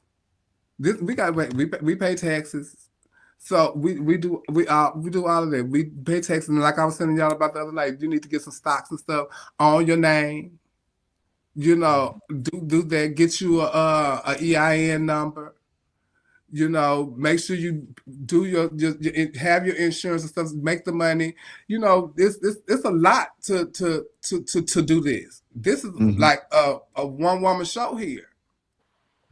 Yeah. You know, we pay for costumes, rhinestones, and all that kind of stuff like that. Y'all think we just, you know, doing this because we like to dress up? No, you know, I want to never say how much I get paid. I don't like to discuss that, but I'm blessed, and I'm thankful. And I used to think Tommy Roth was the most booked person in the world, but it's you. I had my Full of Book T-shirt on the other day. You know, like don't get it twisted. You know, and people say, "Can you come do my birthday show?" Or can you? No, y'all gotta understand. This is what I do for a living. This is like my 9 to 5. When you go to your 9 to 5 and clock in, this is my 9 to 5. But if I don't show up, I'm not getting paid. And I feel like if I'm not working, I'm broke. Listen. Yes. And so you got to pay your taxes. You got to own yourself. You know, and make yourself a business. Don't go around and playing and stuff like that. But if you just want to be a hobby for you, that's up to you. But this ain't what I'm doing here. And I learned that from Whitney Page. You know, hanging with Jasmine Masters and, you know, her doing her thing and helping her get her stuff. Good thing I came in right after she had got on Drag Race, so I got to see her, you know, maneuver her stuff. I learned a lot from a lot of people. They don't say, "Girl, this is what you need to do," but I listen and I watch. You know, and I need to figure out what they doing to make this like this. How you do that? And then I'm going to ask, okay, so girl, tell me this. Why you doing this? Why you doing that? Yeah, girl, because you got to do this. And oh, okay. Well, thank you. You know. Go ahead, sis. Go ahead. You got to cross your T's and dot your I's and don't think that doing drag is just a play thing. It is for some, but it ain't for all. Take it serious. So And that's why I'm go. so Let's. Oh, passionate about it. sorry. I'm sorry. And that's why I'm so Is you okay, passionate sister? about it also. Because, you know, this is my job. Y'all, like when I say you playing in my profession, bitch, no, this is my profession. This is your profession. Listen to me. It's yours. Bitch, I'm not sitting at home, bitch, and I remember when I had one Miss USA and I was Miss Incognito. We was on the Incognito Divas, and I was always the first one from Incognito Divas. Any showcase we had on, I was always the first one to get fired. And so when I would get fired, because you're not here. Even in Southern Nights, bitch, you're not here. But I do my part when I'm there. I even do stuff to help produce the show. You know, so back then, the owner of the club had said, "Why she always go? I know they ain't booking her like that. Why? I'm on the showcase here." Maybe you be booked. I'm not understanding why you don't think I'm good enough to be booked out like. Oh, because I'm not. I was booked out like Tommy Ross. Why I can't be booked out like Tommy Ross? I'm sorry if the other girls in the show is here every week. That's not who I aspire to be. I'm like the girls say, the girls in my family don't aspire to be that. No, we don't. Bitch, I'm taking my show on the road. When we was little kids and we would go and sit at the Studio 13 and watch Tommy Ross and them and Jennifer St. John, Soccer Simone, Amazing Grace, all them legendary girls on the show, bitch, and Tommy not here every week. Where's she coming from? Where's she at? Where's she at? Why she can't? Then she come back with the fur and the hat. Girl, what? Girl, who is that? Oh, she Miss USA. Her promoter about her that. Her promoter? What is that? Miss USA. Oh, bitch, I need to be that. I want to be like her. Jennifer St. John, you around here doing this? I want to be like them. What is this? Yeah. So speaking of being just like them and Miss USA, who put you in your first pageant? Go ahead. Child, that first pageant was a fool. And who did you see and make you say, "Oh, I want to get up there"? Because every girl see a girl and say, "Oh, bitch, I have been seeing it. I watched it. That's what we did. That's how we had pageants like Miss Black at Houston that's coming up. That's been around 40 years. So that was back then. That's been like one of the pageants we would go to. You know, that was a pageant. You know, we had our Miss International in China. The first pageant was Miss International, and my International in Houston. It's a prelim to Miss Texas. Didn't even know it was a prelim. I'm just getting in the pageant. Then this queen ended up, I can't think of her name, but she was making my friend Isaac had her make my evening gown. My presentation. And I think everything child, but then her boyfriend got into it. And they had a fight, and blood got all my stuff. Blood got over all my stuff, child. What? So I ain't have nothing. So get to the pageant again. Him and Jennifer St. John get into it because she didn't want to do my makeup. But she ended up doing it anyway.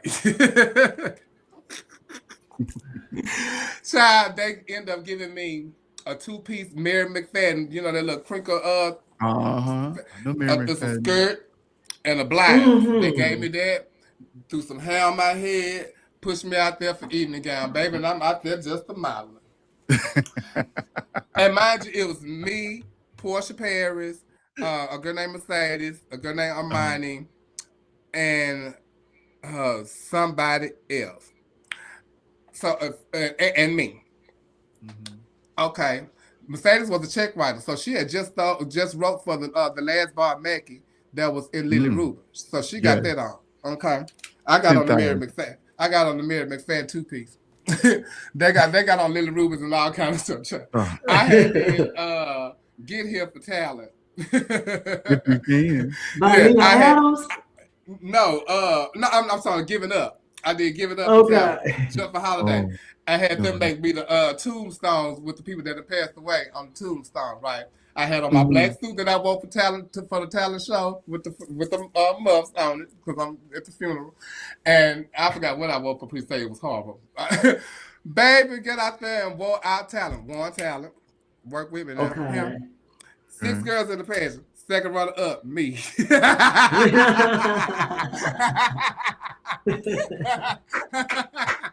First pageant. First pageant. Portia won. Amanda was first. The girl that got the Bob Mackey, Pat.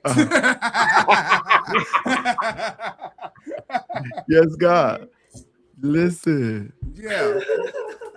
So, but the next time I knew to start getting ready, and that was when I did Miss Essence, and that was Miss Essence, and that's when me, my child Sherman, who owns Mr. Texas right now, and Miss Black at Houston, he owns that right now, and me, him, my other child Marlon, who passed away, Poison Alexander, who's like a legend, she ended up winning. Silky was in the pageant. A stripper named Casanova turned drag queen. He was in the pageant. So all of us in the pageant, bitch, and they was waiting. I ended up getting first runner up to Poison, and Silky got second, and that was my second pageant. But that pageant right there showed me how to get ready for a pageant. So who you end up meeting to help you fine tune?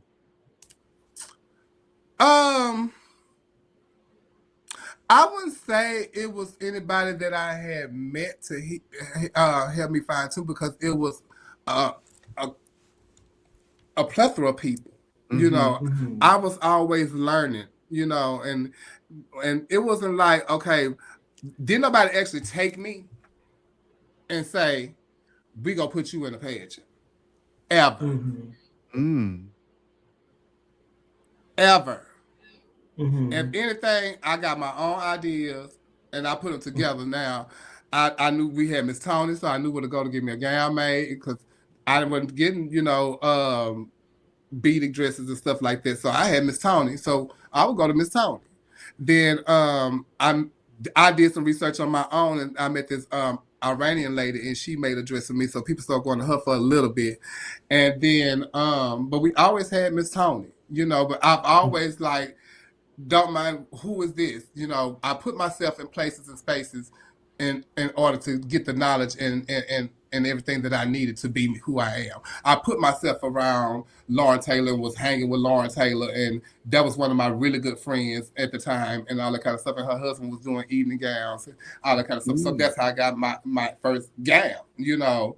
So, you know, I put myself around people, you know, to give me the little knickknacks and knowledges that I needed.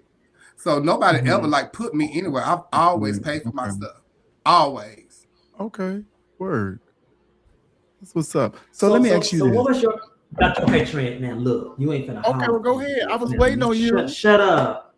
I don't want no pausing and shit. You sitting there pausing like you got Sarah No, pausing. I wasn't. I was ready. You cut me off earlier. Shit. Don't beat me up. Shit. You got to jump in this goddamn thing. We got stuff to talk about. What the hell? You know how to play double dutch? You know, baby, you be quick at it, baby. I'm telling you, honey, in front of your New York skyline. So what was your first national event that you started pursuing? Was it the USA system? No. The very first, competing wise or like? Yes, competing wise. Oh, yeah. Competing, my first national was USA at large. I'm trying to think. My first national going to watch was Miss National. And I don't even think, had I been to Miss USA at large by then? Was it when Naisha was a Tootsie Roll? 96. Yes. No, this was when Naisha gave it up. We was in Naisha's closing. Oh. And when she gave it up, we was in her opening and her farewell, me and Colexis. But that was like my first, because I must have never been to even USA at large by then, and I think I competed after that. Probably no, because I knew Clarissa already. So yeah, I had been USA at large was like my first national. Even seeing anything then was USA at large, and I was competing in it and saw it. But I saw stuff on TV, like. I was the VHS queen. Let me tell you something. I collected them. If I found them of any kind of way, I was going to watch it. And I can watch it all night and all day. All night, all day. All night, all day. My Uncle Dante, he had every VHS. My locker. I'm telling you. and somebody stole them out my locker. I had two. You took them to school? Yeah, hey, baby, what? They stole them out my locker, and I was so mad. I know they was mad when they got them tapes, and I know it was like Miss Black at Houston or something like that. Girl, they thought they would have some flicks, some porn. Yeah, child. But like, that Miss USA Lodge was my first like national to like competing and everything. I'll never forget standing in the mirror, and I didn't have no time. It was child. My grandmother paid. First of all, my grandmother paid for my ticket. Me and my dresser, my friend Cedric. She paid for my ticket to go to the page to USA Lodge, and I was first runner up to Whitney Page and Miss Texas at Lodge at the time, and it was in Ohio, I think in 1470 West. And we called a plane, then we called a bus. And then Craig picked us up and drove us. And then I had to do all that all over on the way back. But I remember standing in the mirror needing some tights because I didn't have no tights. And because my tights had got ruined preliminary night. And Miss Thing Dina Cass looked down at me and said, "That's always next year." And I looked up at her, bitch, and I had a dislike for her at that time. What did she tell you? That's always next year. Oh boy. And Dina. And that's when I was like, so they do be acting like this at the pages. Wow. Dina. But I want y'all to know, I sat there. That's when they had the Stars of US of A show. Maya Douglas was Miss US of A. I had just seen her on TV, and when I tell you and seeing that woman in person, I was like, "Oh my God!" Right? I never seen something so beautiful. And then get to see like all of these plus size girls on the show, fucking turning it. Gina Jones was everything to me. And I tell you, everything to me. And I was like, oh, Miss Thing, I want to be this so bad. I want to be one of them so bad. And that's why I didn't want to do anything else but that. I'll go to the page, I'll go home, I'll do my freelance. And I'll go back to next. So the next year, I got first run up. Okay. I was six the first year. And I did the Porter Lights mix with my little jukebox.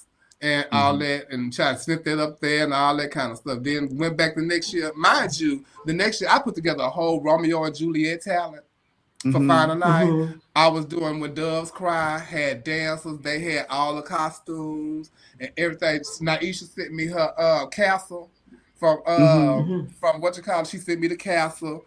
While my son Sherman took my lead dancer to Dallas for Gay Pride.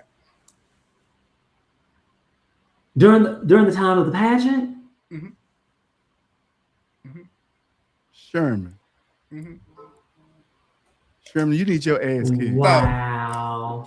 Mind you, I did my talent, the Party Lights mix preliminary night by myself, and that was when I was like, oh, I'm gonna do this by myself, and then find out I'm gonna do the big talent, because this is my second year, I gotta turn it. So, bitch, he take him down. I'm devastated. So they was like, no, girl, you fine. Just do your talent. I was like, I don't want to do that. So I just ended up having to do it anyway. I wore my talent costume that I was supposed to wear. Chelsea Pearl gave me her white feather coat. And bitch, and I went out there and juked for my life. Stacy had did a USA talent with flags in the audience. Dominique, one of the girls that was on, I think she probably was one of my dancers, maybe or something. I don't know, but everybody they going crazy in the same. They flagging and everything like them flags was mine. She threw the flags at me, and I'm doing the little helicopter head thing. When I went down into the split, I looked, and the flags were sitting right there in front of me. I picked them up, went to whoop whoop whoop whoop whoop, and sat them on the judge's table and told them now, bitch, y'all went crazy. and I got first one up. Stacy won. Dina was like third. Whitney was second. Those were all the girls that were supposed to, you know. But me and Stacy came in and swoop. And Stacy beat me by 1 point. Damn. Wow. And so what made you say, well, I'm going to go try the little girls? Like, how many times had you done the plus before you say, okay, so that was a fluke. That was a fluke. I wanted to do Miss Houston because Miss Houston was on my birthday. And I did the pageant and I lost the coffee. And I was mad because I knew I had won and they worked me. And that's when they gave $200 to the person that won talent. I won talent and got first runner up. Oh, okay, that was cute for y'all. So I'm not going to Miss Texas. I'm getting ready for Miss US Surveyor Lodge in October. So probably like the week of Miss Texas, you know how like Craig do, he calls around and, you know, girl, you going and this. I say, no, Craig, I'm not going. He said, oh, girl, but you can go and, you know, just come and do this and that and blah, blah, blah, blah, blah. I was like, no, I'm not going. I'm not going. I don't have nothing ready. He said, so, you know, Craig, talk me into it. Okay. So I called to the dancers. I say, okay, well, we'll test out the Oye, you know, we're doing Oye. So we're going to test out Oye prelim night. I wore my orange dress and this, that, and other. I don't have no other dress for final night. I don't. Everybody dresses for Miss Texas came in on final night. All the girls for final night, they dresses came in. My dresses for US Surveyor Lodge, for US Surveyor Lodge also came in that batch, which was supposed to come in the next batch in September. So he called me and he said, well, do you want to come over here? I was like, well, I don't have time. I got to get ready for the pageant tonight, child. And he was like, well, no, you might want to come by. I said, okay, well, I came by. He said, I got something for you. I was like, what? He showed me the dresses. I was like, oh, they're so beautiful. Now he said, so I'm going to make a deal with you. I'll let you wear one of the dresses, but you have to give it back after the pageant. What? Okay. He said, yeah, I said, are you serious? He said, yeah, but you can't wear, and which was my favorite one, because I'm always a simple girl, was my black velvet dress with the starburst on it. And but my dress that I wore Miss USA in was the final night dress for Miss USA at Lodge. And he said, you can't wear this one, you can wear this one. I said, oh, that's fine. which was the black dress, which was my favorite dress.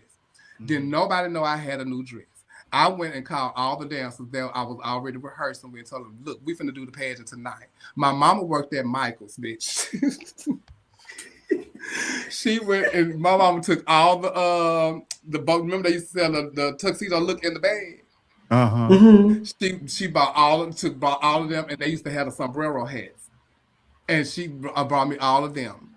And so we had them. That's how Tiffany got the sombrero hats for my all. And but she bought me all of them from Michael's. I told them we doing Oye tonight. And everybody doing it. And that was my first time doing it with all the dancers and everything. Bitch, last contestant, number 13, turned it. So then end up winning the pageant. Once I got the gown and all that kind of stuff like that, end up winning the pageant. I'm thinking, go to USA at Lodge and win USA at Lodge. Well, I get there, Victoria tapped me. And I got first runner up. So I'm like, oh, bitch, I'm pissed. I'm going, okay, fine. I'm going to go to Continental Plus. I'm finna go win that. Don't know nothing about Continental Plus. Just recently heard about Continental Plus. And I'm like, oh, child, I'm a USA girl. I can go win Continental Plus. So, and Piggy said, girl, you should come to Continental. You should come to Continental. I'm going to Continental with my sister Piggy. And so we go to Continental, me, her, Chelsea, we in it. We like, yes, yes, yes. Second runner up. Damn, I got to go to USA. So me going to USA was like, okay, I'm just going through the motion. And then watching the pageant and stuff, I knew I made the 12. And so now I'm in the pageant and watching. Wait a minute, you had already done Continental Plus before you won Gay USA? I got second runner up. You went back to back like, okay. I got second runner up. Okay. And so then I get to US of A and I'm watching the pageant and I'm telling Tommy, girl, I won this pageant. And she say, Chevelle, this at the end of the night. And she say, and they used to have this black curtain. And Tommy's standing on the one side of the curtain, I'm standing on the other side of the curtain. and she's like, child, well, child, that's all I could say. Chevelle, you was good. You was really, you sound just like Tommy. You was really good. And just know that everybody in here know who Chevelle Brooks is tonight. And don't let anything from this experience take away from who you are. Just know that you really was good and you made a name for yourself tonight. And she say, just know that you are in a different space. She was preparing you for the okie doke because they don't.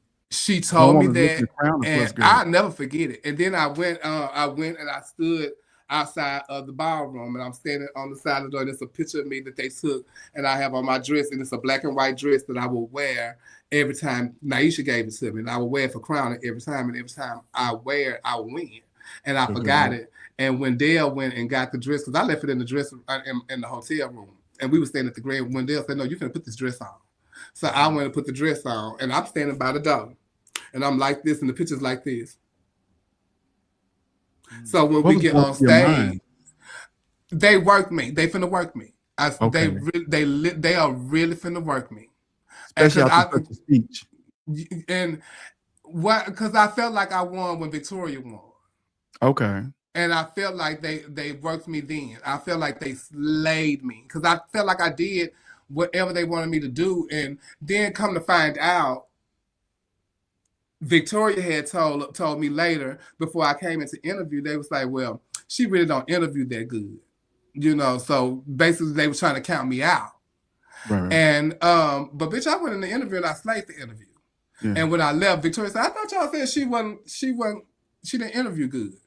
Mm-hmm. And so that was the turn. And then so when I won interview in my group, I had told them in the register in the rehearsal, you know how they call out that day for the awards, and they said interview. I'm talking to Coffee, like bitch, because I know I'm going to win talent, so I'm going to listen for that. Mm-hmm. And so I got the talent award. They did evening guy. I forgot who won that. They said interview, and bitch, I'm talking to Coffee, and they said, girl, you won interview. What? Who? Oh, bitch, it's on. You bitches better get ready. It's on. And that's exactly what I told them. All 64 girls. Y'all get ready, bitch, because I'm finna let y'all have it. 64 girls? Yes, 64 girls. Wow. And they treated me and Coffee like shit. Because y'all was the plus girls. When we were in there, they had us lined up along the wall in our numbers. Everybody was going down there to Whitney Page and Michelle Dupree, former Miss Continental, and all of that. They were all going down there to them, praising them. They walked right by me and Coffee. Me and Coffee were sitting together. And all the people that came to my table would say Zon, Sweet Savage, and Tommy Ross.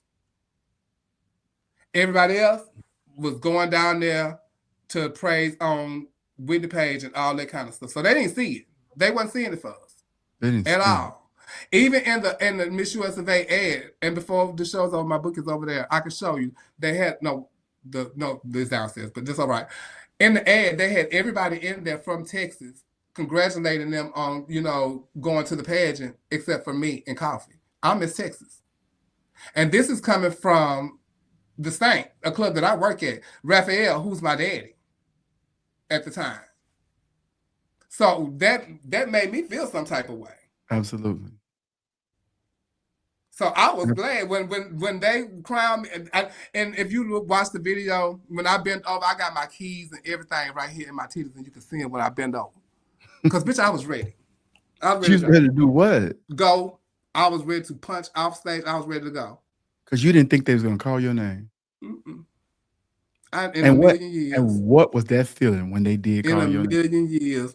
Child, in a million, you can't, it's just, you don't hear nothing. Nothing. All I can hear is my screams in my ear. I was like, oh my God, I cannot believe it. And to watch it, even like to watch it back like now and just listening to the music, they play Shantae Moore. And like, it gives me chills. Because back then, pageantry was pageantry. Yes. And and like it was packed full of people. It was people, Sasha Valentino and Nicole, all of them popped up in my room that final night. I didn't know they was coming to support me. It was like, it was crazy. Wow. It was like pandemonium. Like, and to be Miss US of A, who I would never, like, I was like, I didn't even realize until like I was getting ready to go to Mr. USA and I told Jerry, I think I fucked up. And he said, what you mean? I say, these people finna read me. And he's like, what you mean? And I was like, a big girl. I'm the big girl. And this has never happened. Jerry, did you know this is not what they finna, he's like, Chevelle, be yourself. And the people are going to love you. Just be yourself. You're an entertainer. And that's one thing they cannot take from you. Yeah. And so be yourself. That made you, that catapulted you into like a household name. Everybody knew who you was. When That was like crazy. I know you was really known in Texas, but like when you won Miss USA, a plus girl who just won USA, like we all heard your name That was so crazy. much that it was crazy. But one of our girls, Tandy Mon Dupree, That was saw my you baby. do Oye. And And she fucked came it up. back I to didn't want to touch Memphis it no more. and she wore us out in Memphis. Where did you come up with Oye from? Let me tell y'all something. I got that from this girl named damn, what is her name? She's from here. But she passed away, and she was a former Miss Texas, and she did a preliminary night for Miss Texas America. Thank you. And I saw it, and Lorna my Masters. boyfriend, Lorna Masters, and she did a preliminary night for Miss Texas America, and my boyfriend was one of her dancers, her and his best friend. So I asked if I could do it for talent for. I guess I was getting ready for Miss USA at large, or something. I guess, and she said yeah, and they taught it to me.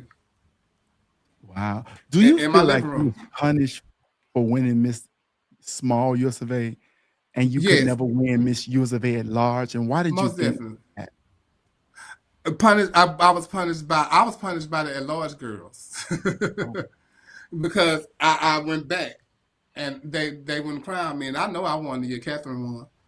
I know that, and Carmela Marcella took that from me. were they Really? girlfriends? Oh yes, no, she just didn't want to see me win. Oh, No, she took that from And me, why do you and and why do you think that was? Well, what do you think was um, the or what do you it's so feel funny was the because she had a reason? type of love-hate relationship for me. Mm-hmm. Um, my first evening gown was this green and gold liquid beaded gown with golden yellow fringe on golden light green fringe on it. I let her wear that dress at Miss Florida America where she won. I don't let nobody borrow my clothes. And I let her Mm-hmm. borrow the dress. She kept it, and she took it in a little bit and everything. Did all of that. When I went to Continental Plus the first year, I won the preliminary at Southern Nights, and her and Dan was the promoter, but Dan was her best friend. Um, I had got a regalia done, and they was taking so long with the dress or whatever. The dress never came, and so regalias were expensive. yes, and so Carmela was supposed to bring the dress with her to Continental Plus.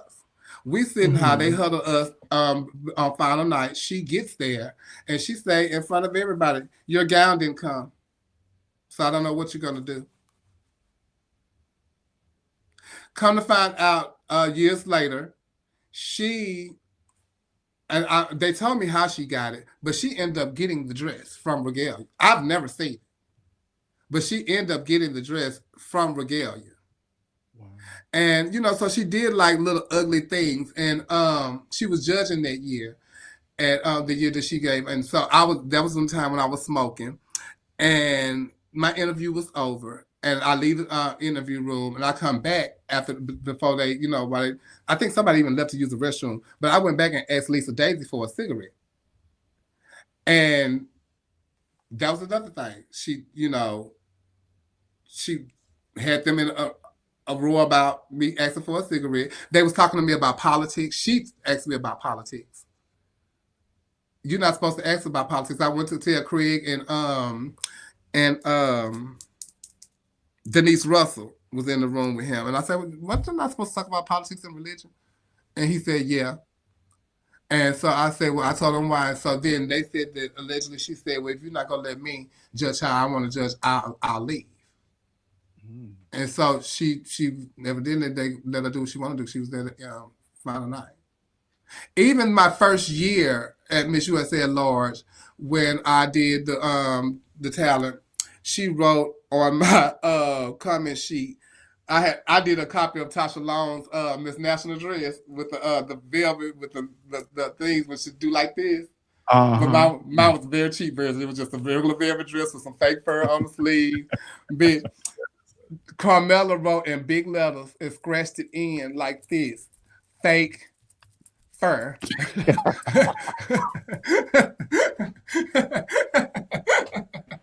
No ma'am.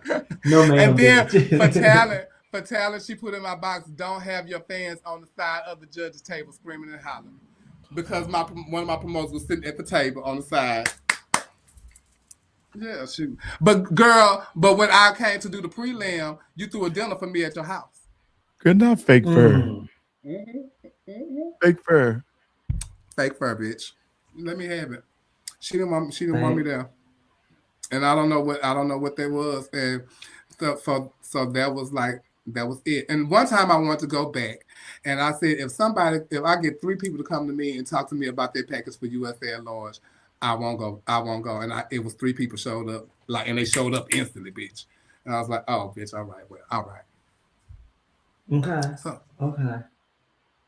But you got what was meant to be yours. Yeah. And look where it catapulted you to. Yeah, I'm grateful for it. Trust me, I am, and I'm grateful to be classic too. And I'm glad I got to reign with my daddy, and it was an amazing reign because it was completion for me for US of A. It really was US of A. So that was the moment you no longer needed to be plus. No, I was still. You surrendered that. Yeah, and it felt good. It felt good to be Miss Classic. I had a beautiful reign as Miss Classic. That's what's up. That's awesome. That's awesome. So if you were to say that if you had to just choose one moment that you said was the pinnacle of your career as an entertainer, what would that be? What would you say was just the moment that you just say, this was the best feeling I ever had in all the years that I've ever done this thing? Ooh. And all the years that I've ever done it. You know what? Winning Queen was actually amazing to me.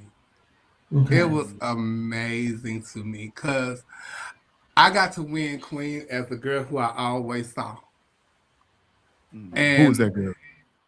That small girl. Okay. That small girl that didn't have the overfold stomach. Then you can actually see me modeling. You can actually see my legs part. You can actually see me got a stride. It was just it was a moment. I felt so beautiful.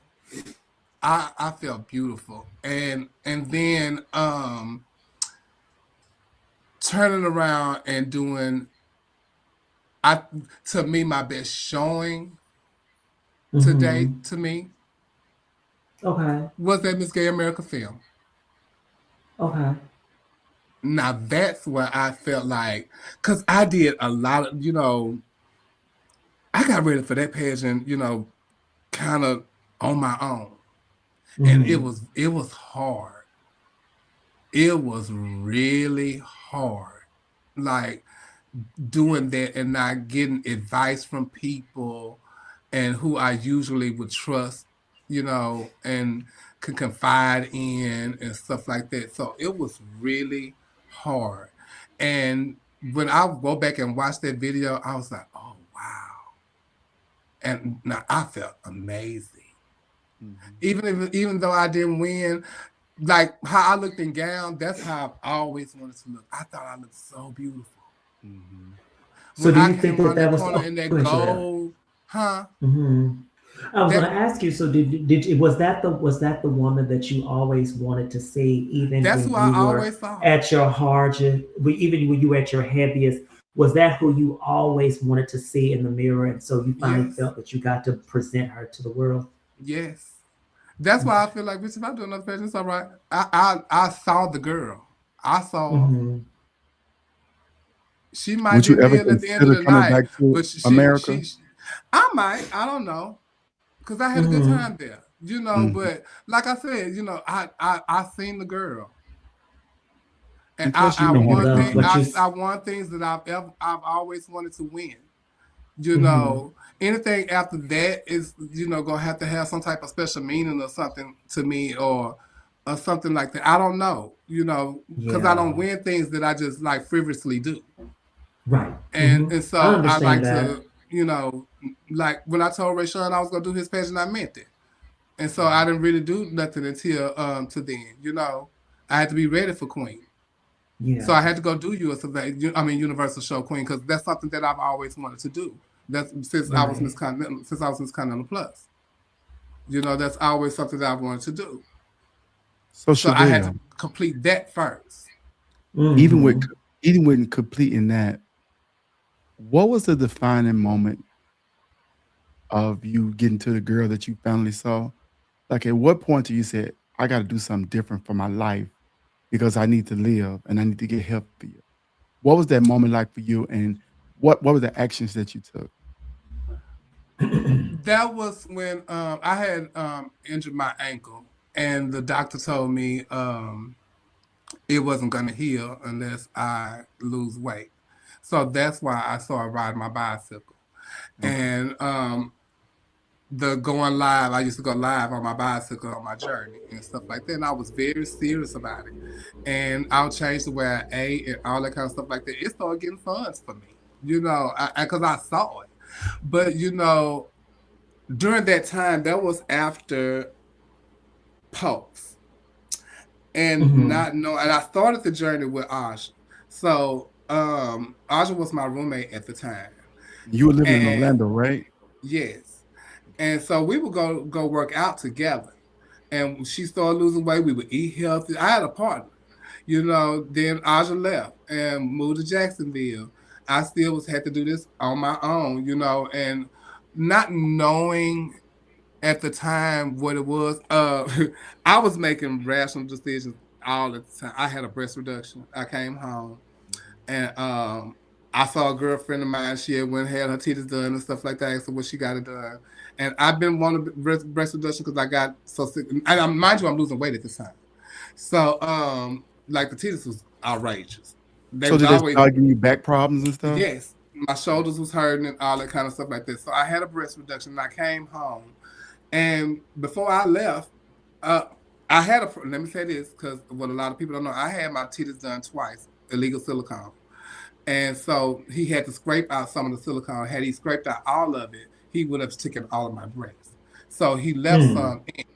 So while I'm thinking I'm finna go home, I had an incision that opened up on both of my breasts because the silicone was trying to find its way out that he left in there.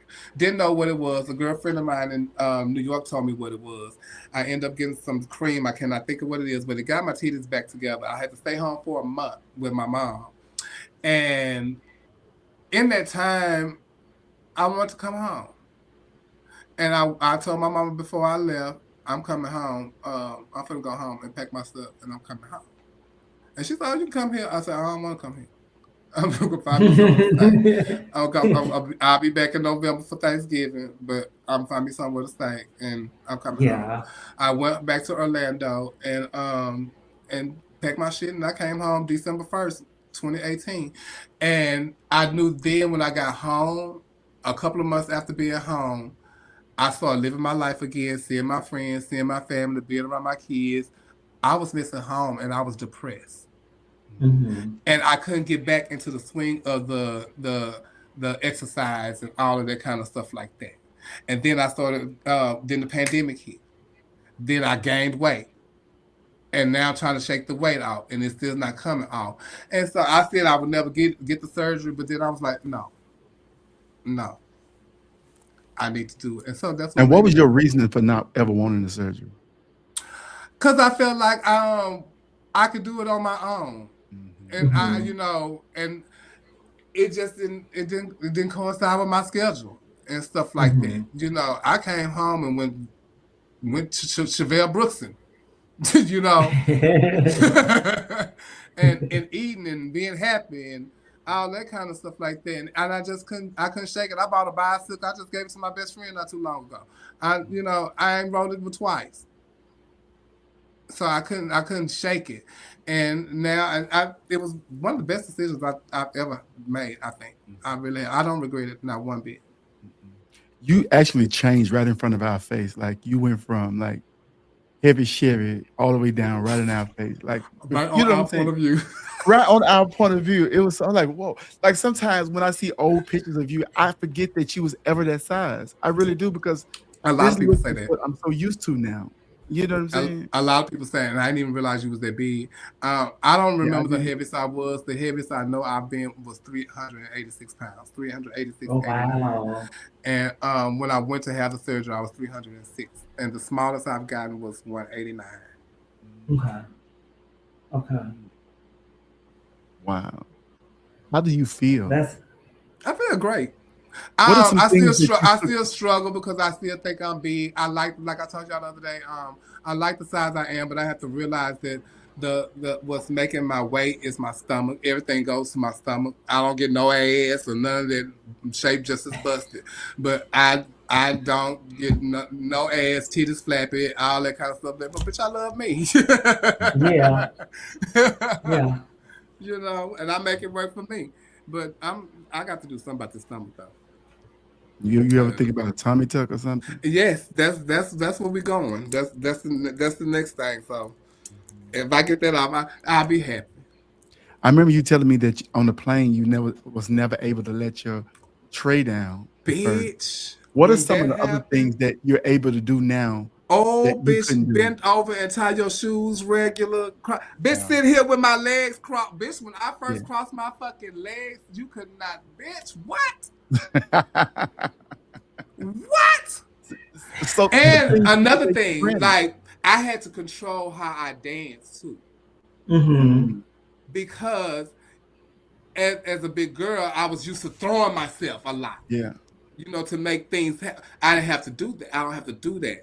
It's other ways I can dance and get my point across, and just I don't have to do the things that I didn't have to do the things, but I miss it though.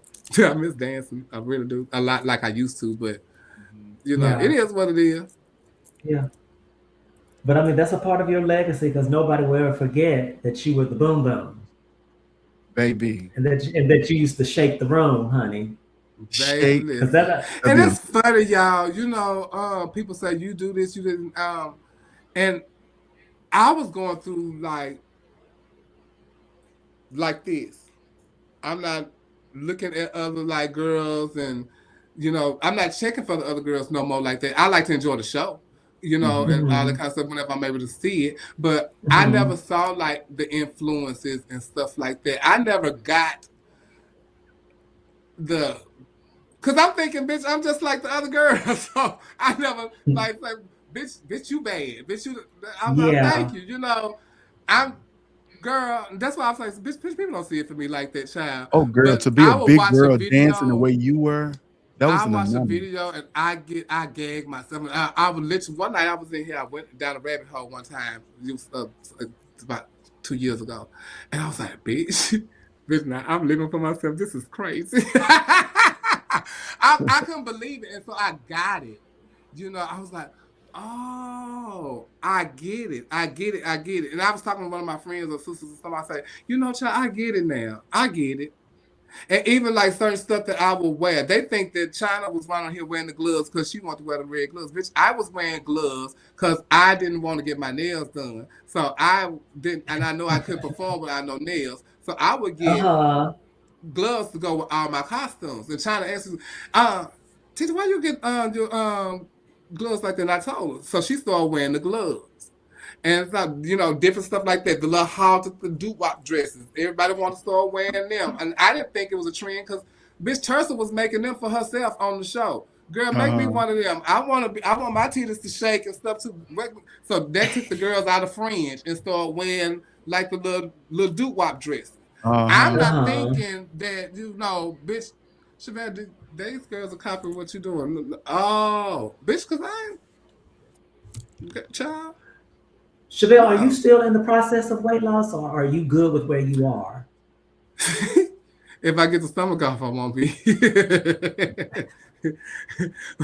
Because like I said, I like the size I am. I just don't want my stomach. Okay, so you're happy. So you're not trying to lose any more weight. Now it's just about fine tuning Yeah, what the and things and, that you and, want and to Terry fine said, asked me, tune. did it build my confidence? No, Terry. Like I said, I've always saw this girl, so this didn't do nothing for my confidence. The girl. This is the girl that I always saw. It's just now that she's in Mhm. the picture. She wasn't in the Yeah. picture at first. How Yeah. different was it shopping? Oh, I still struggle with that. Yeah. I still struggle with shopping. I don't even know what size I am, and I hate going to stores and trying stuff on. And when I Mm. get stuff in that fit, I get so excited. Yes, And sir. and when I can get Can't back wait and to wear stuff, it. when I tried on some stuff the other day and went through my whole closet. Oh, I can fit this again. Oh, I can fit this again. Oh, that's Uh, good. Oh, that's thick. And then sometimes when I have a dress that I can't fit that's too big, I get pissed off. Hmm. and And I'd rather now be too big than too tight. I'm gonna take it to the door and have her take it up. It's all right. Yes, ma'am. Yes, ma'am. Damn. So, Oh my goodness.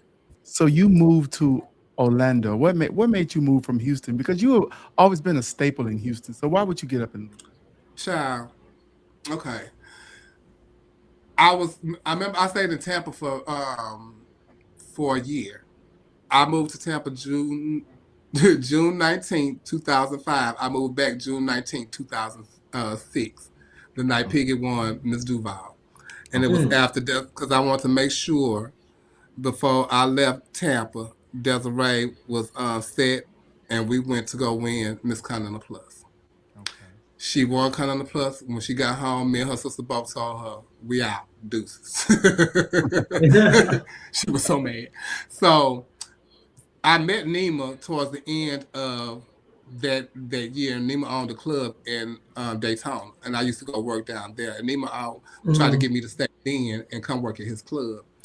So fast forward, I had just recovered from that my diverticulitis, and Nima called me and asked me to move back to Orlando, and I was like, no. And he said, well, girl, it would be a great thing. You'll be here. Sasha Colby moved here. She's going to be on the show, and Maya Andrews, and that'll be the show. It was a long conversation before that, but so just I'm fast forwarding that because I kept telling him no. It just Mhm. wasn't like that. But fast forward, he told me who the showcase was going to be. And that made me say, I give it some thought. So Okay. I gave it about a week, and he said, well, tell me what does it take to move you here? And I gave him an outrageous number. And the bitch came back and said yes. Oh wow. And I was like, fuck. Now I gotta go. And I wanted to go because my sister was there, Sasha Kobe. I wanted to go. And I was like, child, this is going to be a thickness show. And me, Maya, and Sasha Kobe, Maya Andrews, bitch, what? Yeah. And the show was sickening. And he said, yeah. And so, child, I had ended up looking for me a place to stay. And I moved to Orlando without a place to stay. I Mm. had by this time I went twice looking, but I never had anything. So I Hmm. went and I stayed with Piggy for about a week maybe, and I went looking around. Everything was a dive, and the last place I was like, "Fuck, this is like my give up right here." I went to the this place and I had saw it like prior before I went, and when I went this time, it had an M on the door, and my last name is Morrison. And we went to the door, and I told the lady I want it. And she said, you don't know what it looked like. I said, it got an M on the door. Girl, I want I want it. When she opened up the door, it was like, oh, bitch, I loved that. Remember Neil said he loved my place in Orlando. It was uh-huh. absolutely beautiful. And I was only paying, I had a 3-bedroom den, 2 full bath, Wow. condo, washer and dryer. And I think I had free cable. I was paying $850. What year was What? this? In Florida? Bitch, in Orlando in Orlando? a condo, bitch. And my What girl, year? um, 2011, 12. Wow. Really? So you stayed in Mm-hmm. Florida a minute. I was in Florida for 6 years. Oh, were Wow. you? Okay. Yeah. I didn't realize I you were didn't there realize that you stayed that long. long. Yeah, I didn't either. Yeah. But let me ask you, if you don't mind us, like, um, you was there for 6 years, June 12th, 2016. Yeah. Y'all go out to the club. I don't know if you was doing the show there or this was just a night that y'all go out and have a good time. But can you take us to that day and that moment? Um, Because a Sean, lot of people don't know in this generation, you are a survivor. yeah. It's Sean Fungaling, Okay. for y'all. Sean Richards, Mello. Mm-hmm. That's my baby, and he was in town, and he brought his boyfriend at the time, and his boyfriend's mother. I think and his best friend. All of them came to Orlando. You know, they was going to do family stuff. So they came to see me on the show, and we was at Revolution, and we went to the night before we went somewhere or whatever. But this particular night, which is the Latin night, so I was like, okay. Angelica had left. She was on the show with us that night. She left and went to the club to post. And she called me and she's like, girl, y'all come over here. We over here. I said, oh, okay, we'll be over there. It's Latin night. We're going to take everybody over there. They Latin people. Mhm. So we get over there and we get in. They go and like have drinks and all the time. We wasn't even there probably like 20 minutes, you know, because it was almost Mm-hmm. the end of the night anyway when we got there. I'm at the bar Mm-hmm. with Axel. I see Oh, I love Sean and Axel. I saw Sean and all of them dancing and stuff like that. I'm sitting at the edge of the bar with Axel because that's where I usually be when I go to post. I sit at the bar with him. I see Sean, Stasha's child, Shane. And I just had a conversation with him outside on the patio, and we were kikiing, and cause about something he had said, like, and he said, "I'm not my mama," like that. And then he walked around and he was talking to this little boy, and it was very Stasha's beat. Uh-huh. and I text him. I say, "So you're not your mama?" and he looked at it. He laughed, and he walked out the door. Right, that's right here. And not even 2 minutes. I don't even know a minute. You kept hearing like ding, ding, ding, ding, and it was like hell on 10 because you know the roof Mm. was 10, so you can hit like ting, ting. So we was like, what? And the music cut off, and I'm in the other room, like you know, this is the big pool. Behind me is the main room. Uh-huh. I'm at the bar in the small room, in the black room. So only way out is this way to the front, or this way through like the back of the club, or through this door that he went through that goes into the main room. And then the music come back on, and they're playing Drake. I need a Mm. one dance. I'll never forget it. I need a one dance. I can listen to that for a very long time. Mm. And then the music cut out, and everybody like fell to the ground. And then Wow. like, everybody like start get up, and then you hear ta ta ta ta ta ta ta ta ta ta ta ta ta, and everybody fell to the ground again. Then everybody like start running that way. I don't know. All I remember, it just like got black, and I remember being under the bar with Axel. I don't Mm. know. I didn't hear nothing. I didn't see nothing, and I stood there. I slept there for a minute. I remember going to the door because I knew the dressing room was right there. And I'm trying to get in the dressing room. The dressing room was locked because usually you turn, but now it's a punch code. And it's Mm-hmm. this door and the door behind the DJ booth where the dancers be. And I ran to that door. Both of them doors was locked. It's somebody following me. Now, mind you, I don't hear nothing. You know, you and Ray, I can't remember if even if I did hear anything. So I know to Mm-hmm. go out this back door because that's where me and Piggy used to go and smoke and go out this gate. So, bitch, I'm going out the Mm-hmm. gate and I pushed the gate down because something was Yeah. behind the door and I couldn't get out the door. And I pushed and I kept pushing and pushing and I had to like climb over the thing and I ran out to the street. This whole time somebody is following me. Oh And I run wow. to the street. The first person I call is Sean. Me and Sean meet up. And then when me and Sean finally meet up, people is everywhere. Mm-hmm. I call Aja. Aja is down the street because Aja was the manager of the club at the time. And Mm-hmm. she running down the street, her and the other manager. I call this guy who stays across the street, and I asked him, Yeah. "Can we get into his apartment? Is he at home? We need to get into your apartment." He said, "No, I'm not home, but I will give you the code." So we went to his house, and it's like directly across the street from Punk's. And we go and we able to get on the patio. And we call it 911 and we stayed on the phone with 911 and I'm trying to find Piggy. I have him calling Piggy. We got Eddie, my gay husband at the time, he was in like with us and he was somewhere. So we trying to call him. Um it was just like pure pandemonium. Like people was running the Yeah. whole entire time. So now we in this apartment and we on the phone with 911. We thinking it was a fight.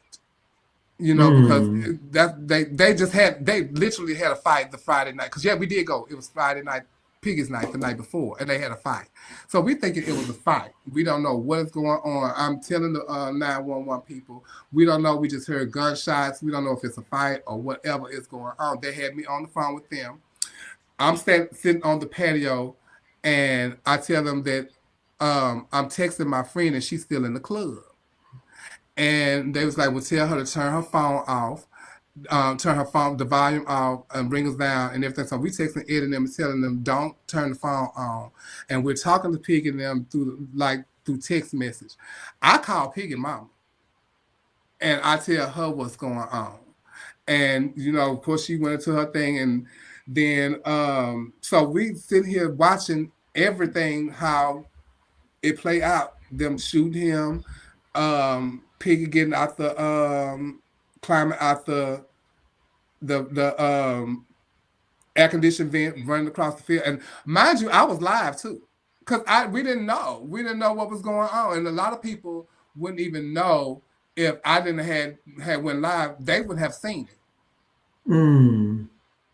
because and that's like when we first started going live and stuff, and we didn't get out of there, go home until like shit 8 the next morning. We had to go to the police station.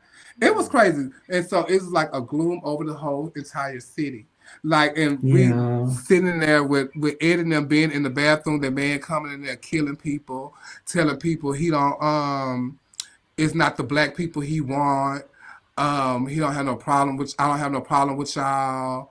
And it was crazy. And I know my sister Piggy went through a lot. Yeah. Because you was in the dressing room. Mm-hmm. You was still in there for a very long time. Eddie was in there for a very long time. So I didn't think, to me, I just wanted to make sure she was okay, Yeah. mentally and stuff. So I would check on her. They offered us therapy. I'm like, no, I don't need it. I'm okay. My mom came the next day, but we jumped right into a fundraiser, I think, that couple of days later. Mm-hmm. That, and back in the show. But Looking were you back, okay? But were you? Were you I okay, or didn't know did I you wasn't. just think that you were? I just thought I was. I didn't know I wasn't okay until I moved home, and that's when I realized that's how the weight came out, because I was depressed. Mm. Mm-hmm. I was And what depressed. long term? I was Go ahead. Go ahead. lonely. I was lonely. I miss my mama. I was alone. I was there. I felt alone. I had Tasha. Tasha lived down the street. Angelica lived, Roxy lived around the corner. Reggie lived down the street. But we didn't all hang together. I probably hung with Tasha the most, so we'd get together and stuff like that. But I felt alone and I was depressed. So I sucked myself into like doing shows and working. I worked out. I would go. If I had to work in the evening, I get up that morning and go to the gym. I would come home. I would go ride my bike. Mm-hmm. After I get off my bike, I go to the gym. That's what I did. And a lot of people didn't know it, but that's what I was doing. You know, and that's how the weight ended up coming off. And then when I got home, child, it all came back. So did you have to do anything to to finally get over the trauma of what happened? I don't think I'm fully over it. I have anxiety. In crowded places. That's why I don't go to a lot of things. As far as like that stuff here when they had the when they had the spring break stuff, yeah. I couldn't have done that. You know, but I can go to the carnival, but I can't do that. You can't do that. And maybe concerts, concerts. Yeah, I can do concerts, but I can't do that. You can't do that. You know, I can't be in like those confined places a lot, and like it kind of like makes me, it makes me kind of nervous and stuff. And I go out every now and then, and you know, because I like to go out, but then when it gets too crazy and stuff like that, I'm gonna go. So that means twice you've come close to losing your life. You've come. It was been 2 times that you could have not lived to see the next day. So as you think about life now, and you've been through those near-death experiences, did it change your perspective about how you look at life? Of course it did. That's why I do whatever the hell I want to do, and I live life now, and I'm gonna do what is for me and what I want to do. I'm gonna love on my mama. I'm gonna make sure she okay and do whatever I want to do for her. You know, if I say if I want this, I'm gonna do it for myself. If I want to take myself somewhere, I'm gonna do it for myself because I'll never get them chances again. If I don't do it for myself, who gonna do it for me? You know, I don't mind taking chances. I want to go, you know, travel the world. Ain't nobody can take me on no trip, so bitch, I'm gonna take myself. You know, I just want to live life, you know, and build memories for myself and say that I had a really good life. I had a blessed life. I want to leave a legacy to where people say she did good for our community. This is what she left us with, you know. I just don't want them to say I was good on the show. I want something that's gonna live long and forever. And you know, when they say Brooks' name, it's gonna always tie back to me. Yeah. You know, and that's why I want to start this organization, nonprofit for entertainers, because now I want something with my name attached to it.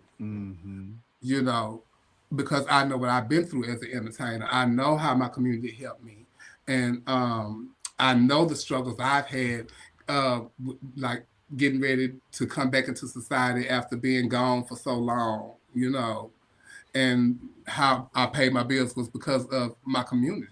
So I want to be able to help, you know, my fellow entertainers and stuff like Pay that. it forward, yeah. And I'm not sure about your your own personal spiritual journey or whatever, you know, higher power you believe in. But do you think that helps strengthen your relationship with whatever? Oh, girl, let me tell you something. That Director Clark, the Rose, is that what that the pink CD? And she got the concert with I'm Still Here and I'm all still of that. here. Oh, I cannot listen to Nobody But God, Nobody Did It But God without crying. yes, that song take Every time. Bitch. Yeah. Every time. You know, that album, CD, whatever you want to call it, that got me through many dark nights in the hospital.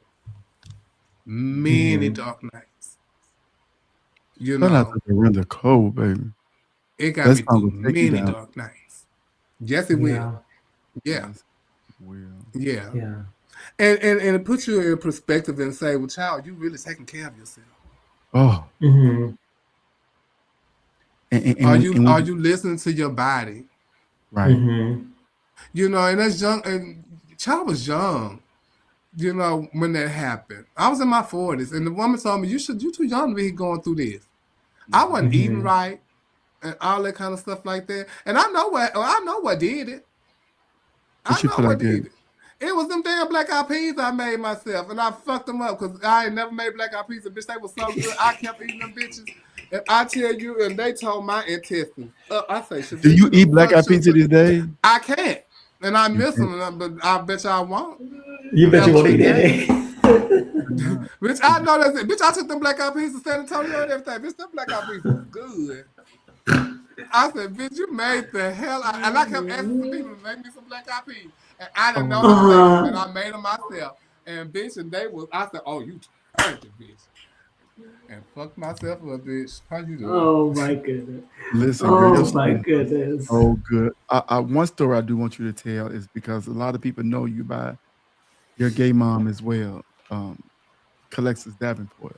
How did you become the daughter of Alexis Davenport? What was your interaction? Oh, it was a struggle at first. She would call me daughter, and I would fight against that because I still had Shaniqua. Okay. Mm-hmm. She was still here. PK was still here. You know, and my gay dad, his name is Brian. He lives in Atlanta. Him and his friends used to always read about me and Alexis, and they would like try to pit us against each other. And but I don't even know. She never even like said you my daughter or nothing like that. Mind you, because I already had Tiffany. Mm-hmm. You know, I had my own Tiffany daughter. Brooks. Yeah, I had Tiffany. You know, so child Shanique was my mama, PK my mama, I got Tiffany. So when Shaniqua and PK passed away, and it just happened. You know, and I'm not her first daughter, but she like to say I am. It's Stacy. It's I think it was Stacy Passion, then me. Mm-hmm. And Scat. Passions, Stacy Passions, me, then Scat. Passion Sinclair? That's how it actually, or it was vice versa, or it was Stacy, me, then Passion. Okay. And I think it was Stacy, me, then Passion. Or it was Stacy, but we the four. Us are the four. And I didn't claim that until after like Shaniqua passed away. Yes. You know? So because you always wanted to honor them. You always wanted to honor them.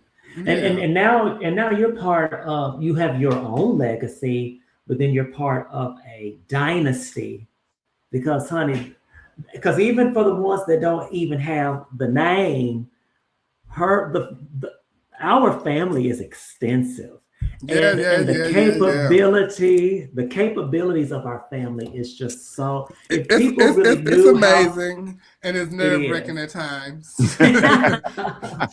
What's the nerve-wracking part? Because some things I don't want to be attached to, but okay, that's family, and so, but that's family, and I love my family, and and being an only child, that's why I'm so big on loyalty.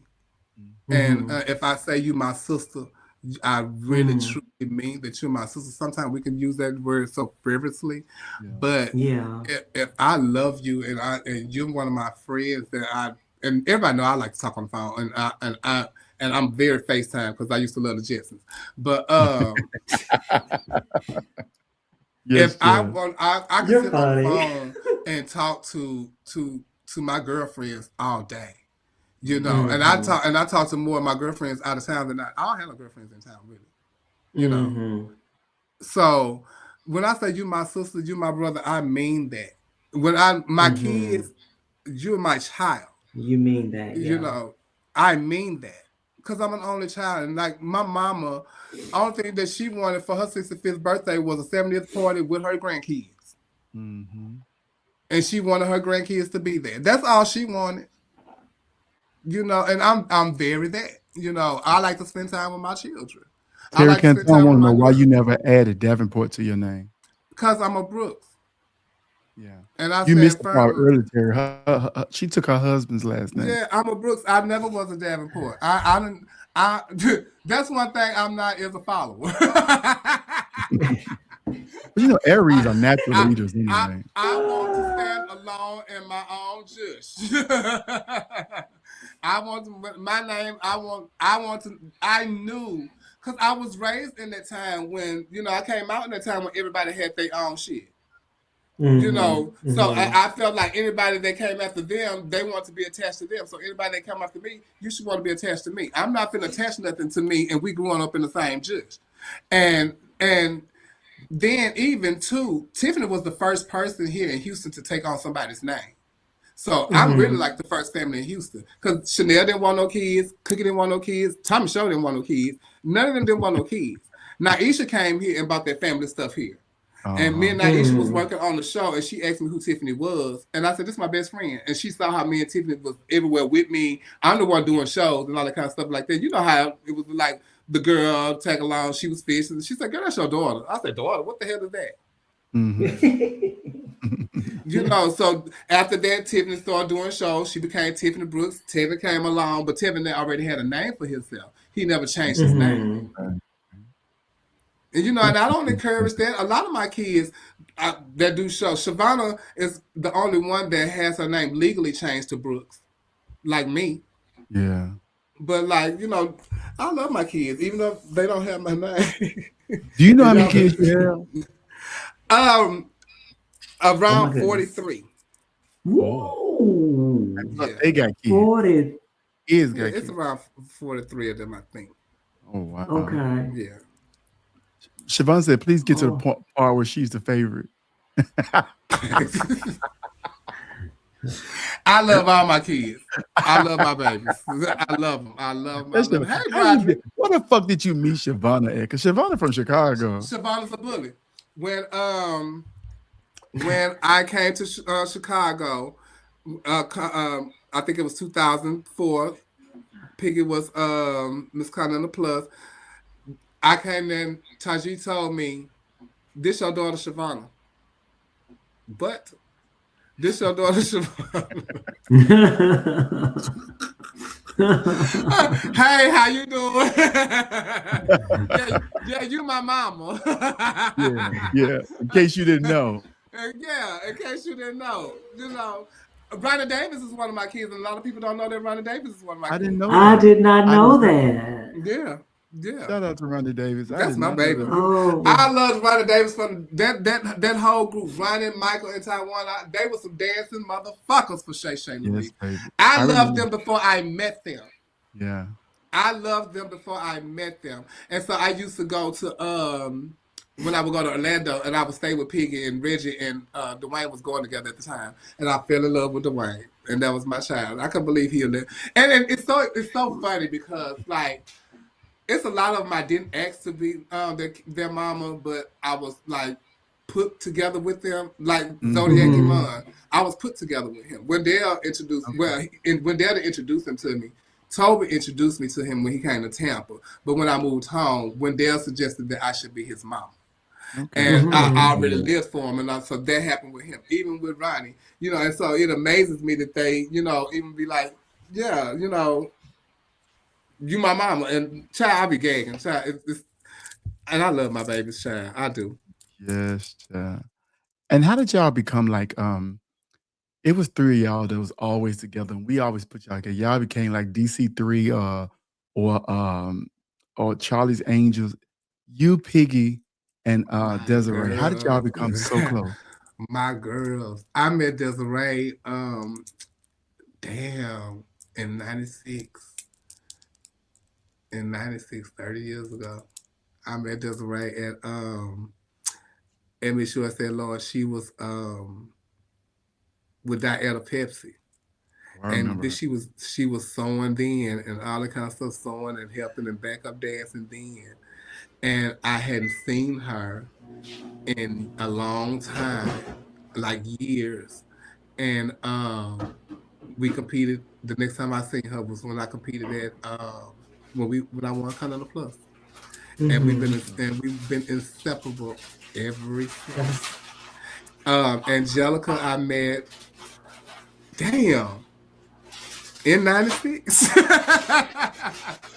When Angelica, I met at Black USA when Nicole and Archie won. I was in it. They had me down there looking for fucking food.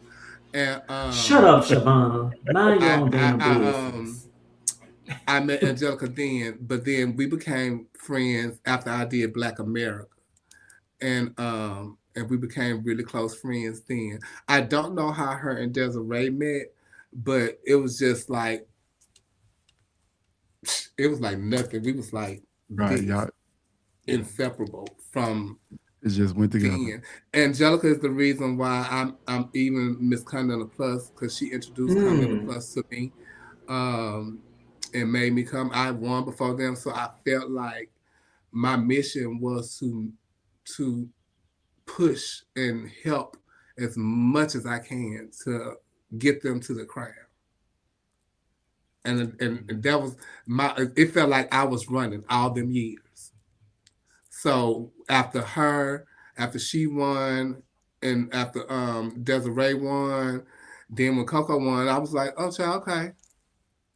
You know. And then finally Taji got in the fold. Taji was one of the big girls. I never looked up to a damn big girl but Gina Jones. And I didn't look up to her like that. I looked up to her because she was fabulous. And that's what I saw and wanted to be, like, wanted me to be USA. But when I saw Taji, that was a whole different ball game, bitch. That's when I knew I could be sexy. Okay. And that's when I knew I didn't have to be the draggy, I can be this girl and I could be sexy and do drag. Taji was amazing to me. Yes, man. Bitch, when that bitch had 2 legs, you couldn't fuck with her. Bitch, and the heels was this tall. So guess what? That's why y'all can't fuck with her right now. Okay. So she was like the first big sexy girl. I seen her, and I didn't even see Continental Plus. Let me tell y'all something. I never got ready for Continental Plus looking at Continental Plus, ever. No big girl, I hate to say it, no big girl never turned me on like that. Taji wasn't in it. I would watch the small girl and I would get not even Carmella. Hell no. Nobody was shaking Carmella up to me like that. Yeah. Nobody was moving and shaking to me. So that's why when I got ready for Continental Plus, I went to sit back and I watched all the other videos. I wanted to get me a Christian Dior swimsuit because y'all was wearing labels, bitch. Oh yeah, you weren't labels. I'm finna take this motherfucking Spanish to a new height, bitch, because Erica Narelle around here want to be happy, and I love that. That's why I end up doing happy, because she did. Even though I thought I fucked up and thought I was like, bitch, you fucked up, you ain't finna win. But like, yeah, child, I want to win because Tommy Ross won. Yeah. And that was my girl at the time, bitch. You know, I was holding a picture of Tommy Ross like this on the way to the pageant. You said at the time, bitch. Was that an inspiration for you? Yeah. Okay. She brought that. Everybody cheating. Did you find Tommy yourself was so close, y'all? It was like Tommy used to stay at my house. We used to have powwow sessions and shit at my house. Me, her, Miss Thaddeus that do her hair and makeup, Miss Randy. I remember bitch, that. Look, gang. Randy found this book right here. And this was 30 years ago. She found this book. This is a new one. And it's called All About Me. And it asks you different questions. We used to go in this book and we would like fill out stuff in this book. And then we would all get together on a night at my house when I didn't want to go to the club. I didn't even smoke then. And we would sit around and talk about what we wrote in this book. This was like our way to, we call them way to excel moments back then. And so that's what kind of like helped me with interview. And bitch, then I went to Miss USA and won interview.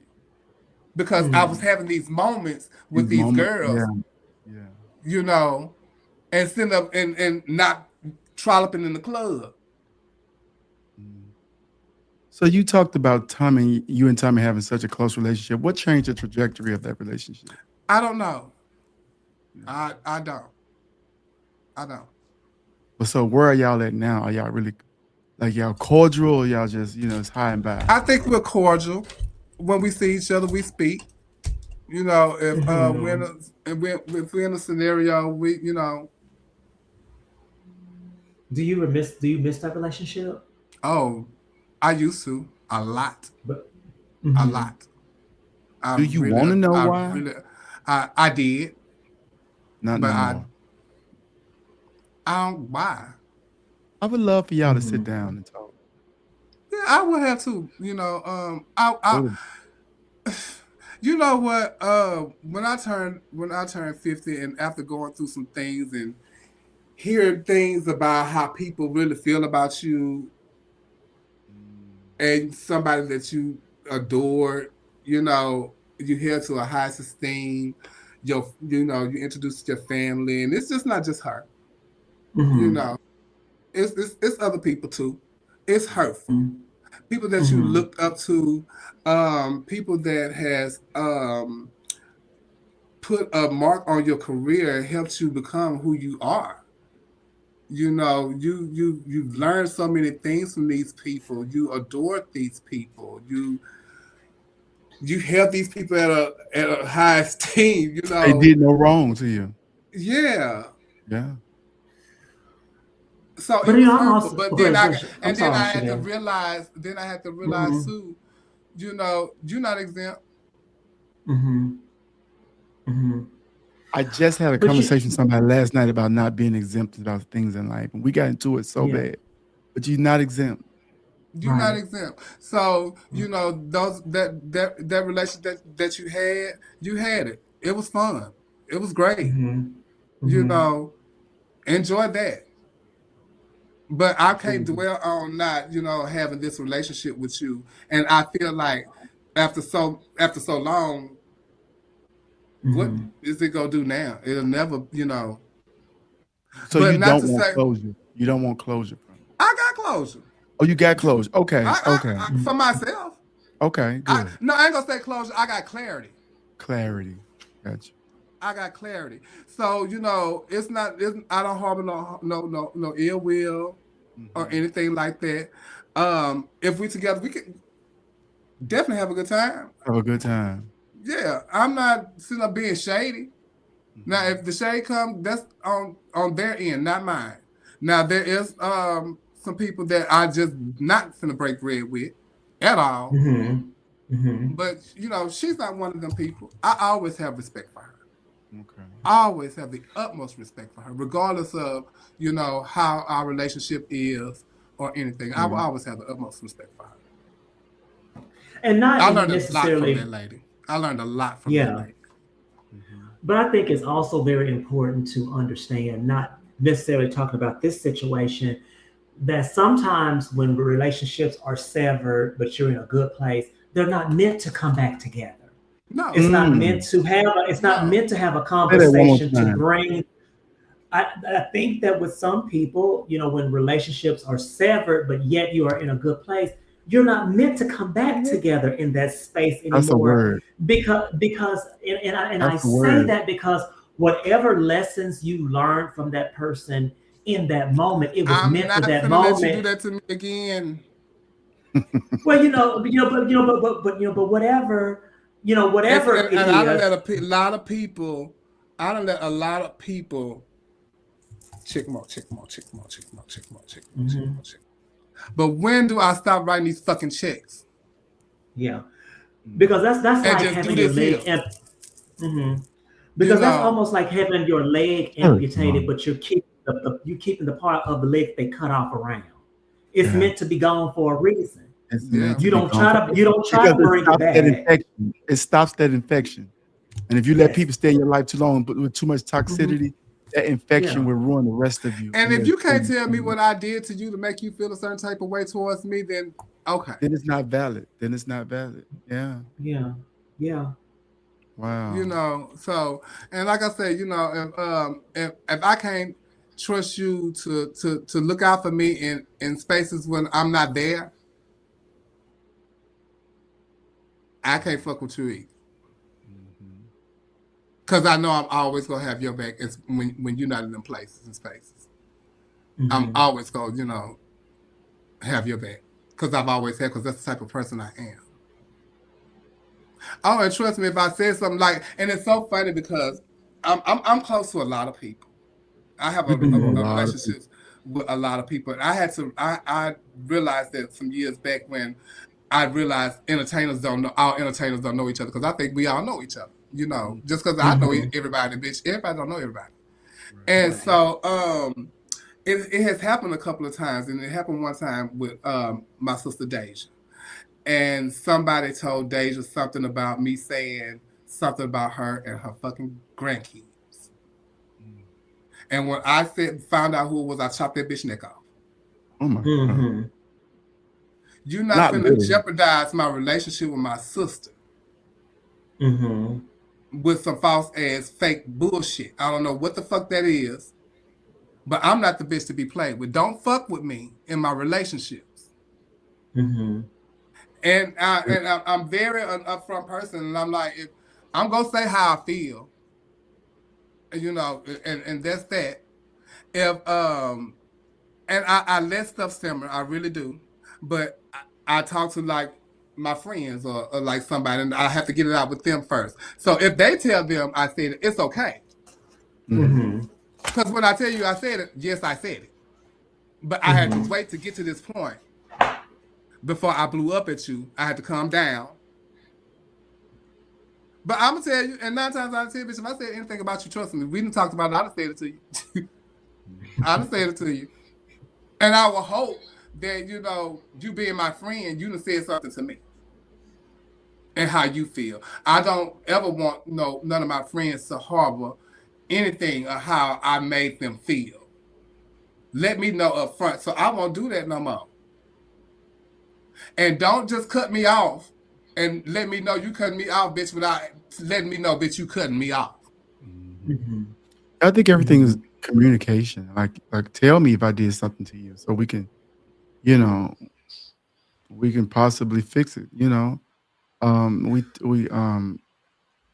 one question people have about you, Chevelle, is because like, and I'll get into this just a little bit. I know we've been on here a long time. I know Dominique probably sleeping. I know you got to go do budgets and shit for tomorrow, but you are this is why we get into it. Yeah, you are widely celebrated as one of the girls who have the big national titles, the Continentals, the US of A's, the Queen, and stuff like that. And people don't know why you don't come back to the nigger systems. Did you really just say those words though? Why did you call them that? Did you really just call them that though, Trent? Yes, the nigger system. Because Chevelle don't come down here and have a stage. Do you hear me? Go. I'm very. To be honest, Chevelle and I have talked about this extensively. Go ahead, Chevelle. Okay. To be honest, at one point I was scared. Okay. And scared of what? That I wouldn't be what they wanted or what they would expect me to be. Okay. Then when I got in it, when I would hear stuff, it was exactly what I thought. Okay. And then one other time, I've said before that I was getting ready for Black University the year Marissa won. And my friend Brian Deloach, which was best friends with Cheryl, Big Cheryl, may rest in peace, and my best friend at the time, Randy Matthews, the owner of Black Universe. They wanted me to do the pageant. And I said, okay, well, if I do the pageant, y'all gonna have to help me. And I mean, bitch, y'all got to help me. Because first of all, I can't be made a fool of. I gotta look good. I gotta do this. I gotta do this. So I'm gonna need y'all. If I'm gonna find the resources and this, that, and other, I need y'all to help me pay for this shit. So I started getting ready, and the white presentation fabric that I wore for some pageant with some beaded lace, I ended up wearing a couple of years later for some. I still got the dress, but they didn't come through on that end of the deal. And so that's why I didn't do Black Universe that year. Then when they called me, they had Neil call me to ask me to do Grand. That pissed me off. Because because this I've already been doing this. I get in the pageant free. I did all the, I go to all the little things that y'all do, the retreats and all that kind of stuff, bitch. I'm on the shows at the retreats. I'm at this time, they sitting in the where they sit. I'm sitting with the farmers. Ain't nobody else in that group with me. So you already getting all the privileges and perks. When was it Silky and somebody when Silky won, I think it was Neo, Silky and Neo. I think it was Silky and Neo, and Tommy Ross was on the stage. Nicole had Tommy Ross put off the stage. Get the fuck out of here. Guess what? Guess who was standing next to Nicole? You. And they ain't put you off. No. So when y'all call me and say y'all want me to get ready for a pageant that I could possibly lose, when y'all could just appoint me the first queen, and I said, who's y'all appointing? They said, Collective. Well, bitch, she already the host. Right. And bitch, she already part of the universe. This is the plus system. Oh, so since she a plus host, y'all, hey, well, no. Mm-hmm. No, I don't want to do that. So that pissed me off. So that's why I never want to be grand. At one point, I did want to go back to Black America, but I don't even know what happened with that, and that just didn't pan out the way. So I never. When I did Duval, they said that I should have. Why didn't I bring dancers like I bring to USA and all that kind of stuff like that? But bitch, did y'all not follow my history? Because I started at USA by myself. Mm-hmm. Because wasn't no big girls around here dancing that could tear it down and went down by themselves. And nobody on the panel could do what I just did. Miss Georgia can't. Fonzie was on the panel. Tatiana Braxton was on the panel. What did you get that year? I think I got picked. I made the 5. I got picked, though. Okay. I think I was like 3rd or some shit like that. Mm-hmm. I did Duval. I did Dumar. And I only did that pageant because I needed to get my car fixed. And Tamisha came down and helped me with the pageant. Me and India tied for first runner-up. Usually when they, in any pageant, am I right or wrong, you break the tie with talent, right? It's talent. I won talent. Well, they want to break the tie with a question and answer. So she had already won the first question and answer. So they did another and she won again. So that's my dilemma with, that. I just feel like, and when I did Black America the first year, they got me down there and I didn't have a clue of what was going on. And they didn't give me a sportswear until a couple of hours before. And Naisha made me change my own buttons. She trimmed it in some bias tape. They didn't have no shoes, no nothing. They just told me what to bring. And that's what I brought. And I didn't have no helper. I didn't have anything. So I just felt like, it's just not for me to go over there with that. And it was the same experience when I did Black USA. It just was like, I just had bad experiences. So if I choose to do something, it was going to have to be on my own accord and something that I want to do. And I could be able to present Chevelle the way I want to present her. Mm-hmm. That's fair. Mm-hmm. That's fair. That's fair. And so how does it make you feel when people say, "Oh, you give all your attention over there to them folks, but when it comes to us, you ain't got nothing"? No, I'm not talking about you personally, but they say that to girls. Oh, yeah, you can give them all your. Well, for me, when they said for me, you ain't gave me nothing to go here, and you ain't finna give me nothing to go there. So if you give me something to go there, then I might can go there. But I know what my purse did for me and where I wanted to go, and the girls who was coming up around me and what they was doing and what their career was moving and how their career was moving. Now, I ain't shaming nobody in Black Universe system. Now, I promise y'all, don't get this misconstrued. But I knew who the hell Tommy Ross was, not just because she lived here. You know what I'm saying? I knew who Jacqueline Devereaux was. I knew who these women. These women were traveling. I knew Racine Scott because she lived in Dallas, not because she was Black Universe. Mm-hmm. I knew Tasha because Tasha was on the Miss National stage and doing Continental, not because she was Miss Black Universe.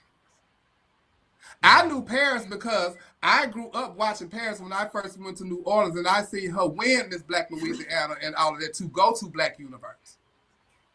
So Black Universe didn't move me to be Black Universe. And I understand what it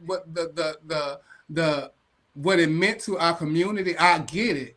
Mm-hmm. But that wasn't where my career path was going, and that's not who was out making money. Coco and them was making money. You know, them girls was making Natasha Richards and all of them, they was traveling. I didn't see Miss Black America. I did not see them. They weren't booked over here with us in Texas. And y'all know everybody came to Texas and ran through here. But I promise you, I didn't see that. So that wasn't where my mind was. But when it came to Houston, that's where Portia and Tiffany, Chanel, and all of them went. But I was already, which Portia started in US of A. I'm following my girlfriend. But my career in Texas in US of A was different from hers. And I just, went that way because I used to send promo pictures to clubs around Texas. We had a Twit magazine and it had the club in the I remember the Twit. And I would put my picture in envelopes and mail them to clubs for bookings. And bitch, when I get a booking, I'm gonna take a girlfriend with me, like my girlfriend Leah Hauser, who is now the show director at Play in Louisville. I used to take people like her with me. Come on, girl, pack your bag, because if you go, they're gonna put you on the show. Then that's gonna get her a booking for her own shit. I always was putting people on because I needed people to go with me. When I get in my car and go to these bookings, I did a lot. And for them to say why she always go, they can possibly book her, bitch, because I did the work. You laid the foundation. I was dating a boy in San Antonio, and I would go and see him, and I would do shows for free on their talent night on Tuesday because they wouldn't let me do the talent show. And so I would do the show for free because I'm spending time with him. Raphael see me. Now I got a booking on Sundays with the big girls like Tandy Andrews and all of them. Bitch, I'm 17 years old. 18 years old. Who remember Twit magazine? Yeah, honey, This Week in Texas, baby. It was the thing, baby. Yes, God. It was the book, baby. How was Tandy Andrews? How was she? Yeah. Shady. I met her one time. She was at Miss Houston, and I still had a picture. I took a picture of her, and I asked her, "Can I do a picture?" She said, "No, I'm getting ready to go on stage." I said, "Ooh, okay." They kept talking. I walked off. She said, "Okay, well, come on. They're taking too long." So I took the picture and walked off. And that was the last time I saw her. The first time I got the Sunday booking at the Saint, I was supposed to work with her, and I'll never forget. It was in March, and I was supposed to work with her. And she didn't come. She got sick, and a couple of weeks later, she passed away. She passed away. Wow. So did you get to see the? I always hear about her and Tommy having beef. Did you?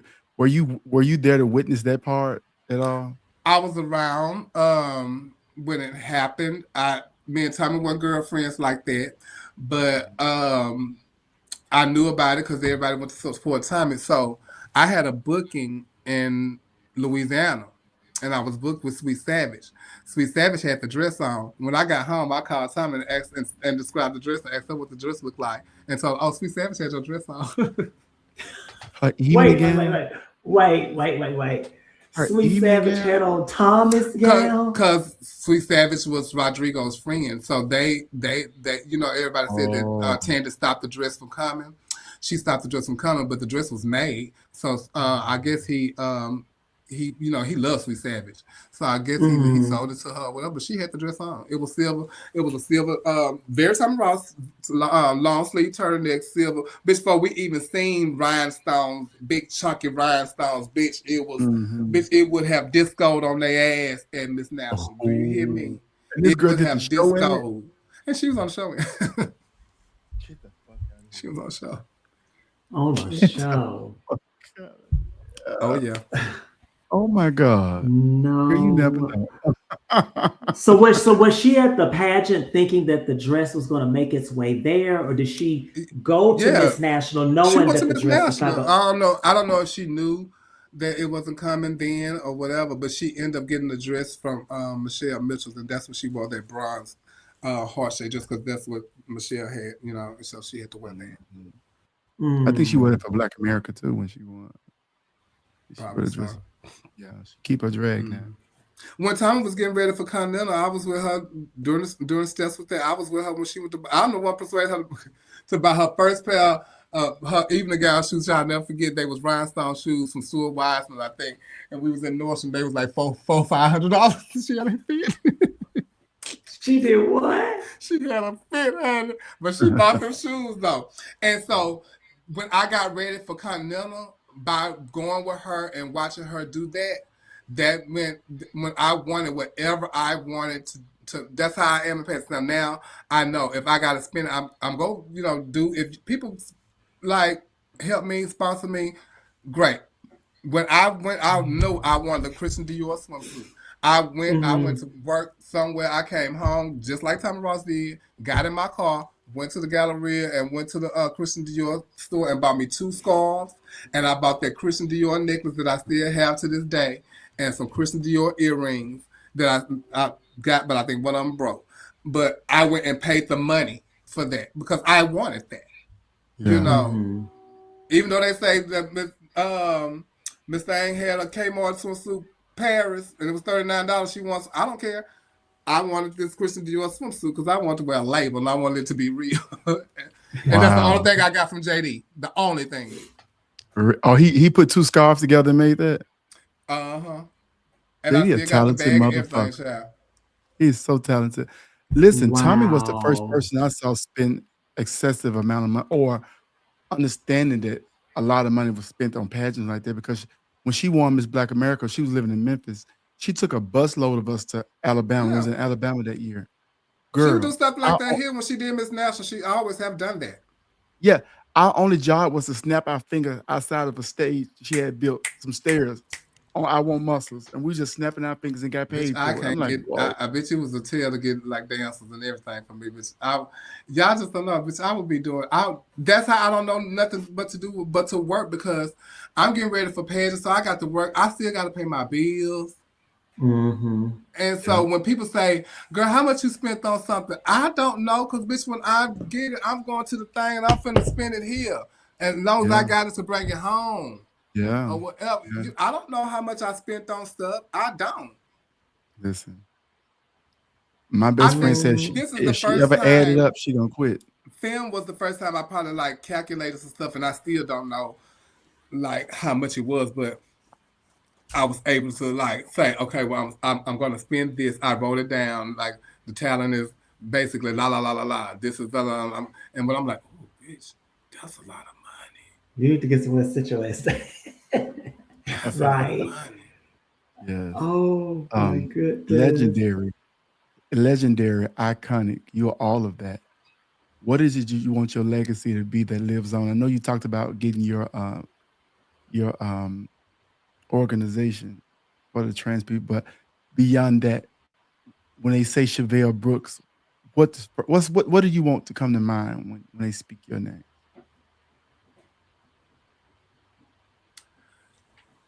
I never really thought about it to be honest. I Mhm. Hmm. never like cause I don't child when like I told somebody when I just got my first award here in Houston probably like 4 years ago. What? I've never been praised for anything. Any national title I've won, they never given me a party. They never gave me a celebration. They never given me a show. They I've never got anything. I just recently started getting like awards and stuff from organizations. I've never been featured in like magazines here. I've never been any of that. I've been in magazines in other places. Bitch, I've been in newspapers in other places. I went to Mhm. Amsterdam, bitch, and they knew who I was. Wow. But I've never been celebrated like that here in my city. So with that trend, I don't know. Okay, so don't. listen, this your celebration. What would you want for your celebration? I don't know. Mm. I really I can't say because I don't like pat myself on the back. I can't say that when people ask me what you want for your birthday, bitch. I don't know. But I went out Mm-hmm. today and bought me a juicer, and I could have Yeah. told somebody to buy me that for my birthday.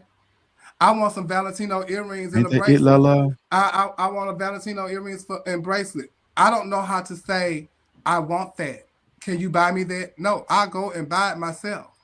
Listen, You y'all know, hear her, so Brooks? I know there's a I lot of don't Brooks on here.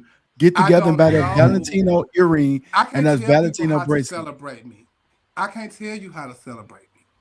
But listen, Mm-hmm. it's time. All I know is that what I give to people, and I just want them to give me that back. Mm-hmm. Mm, That's all I want.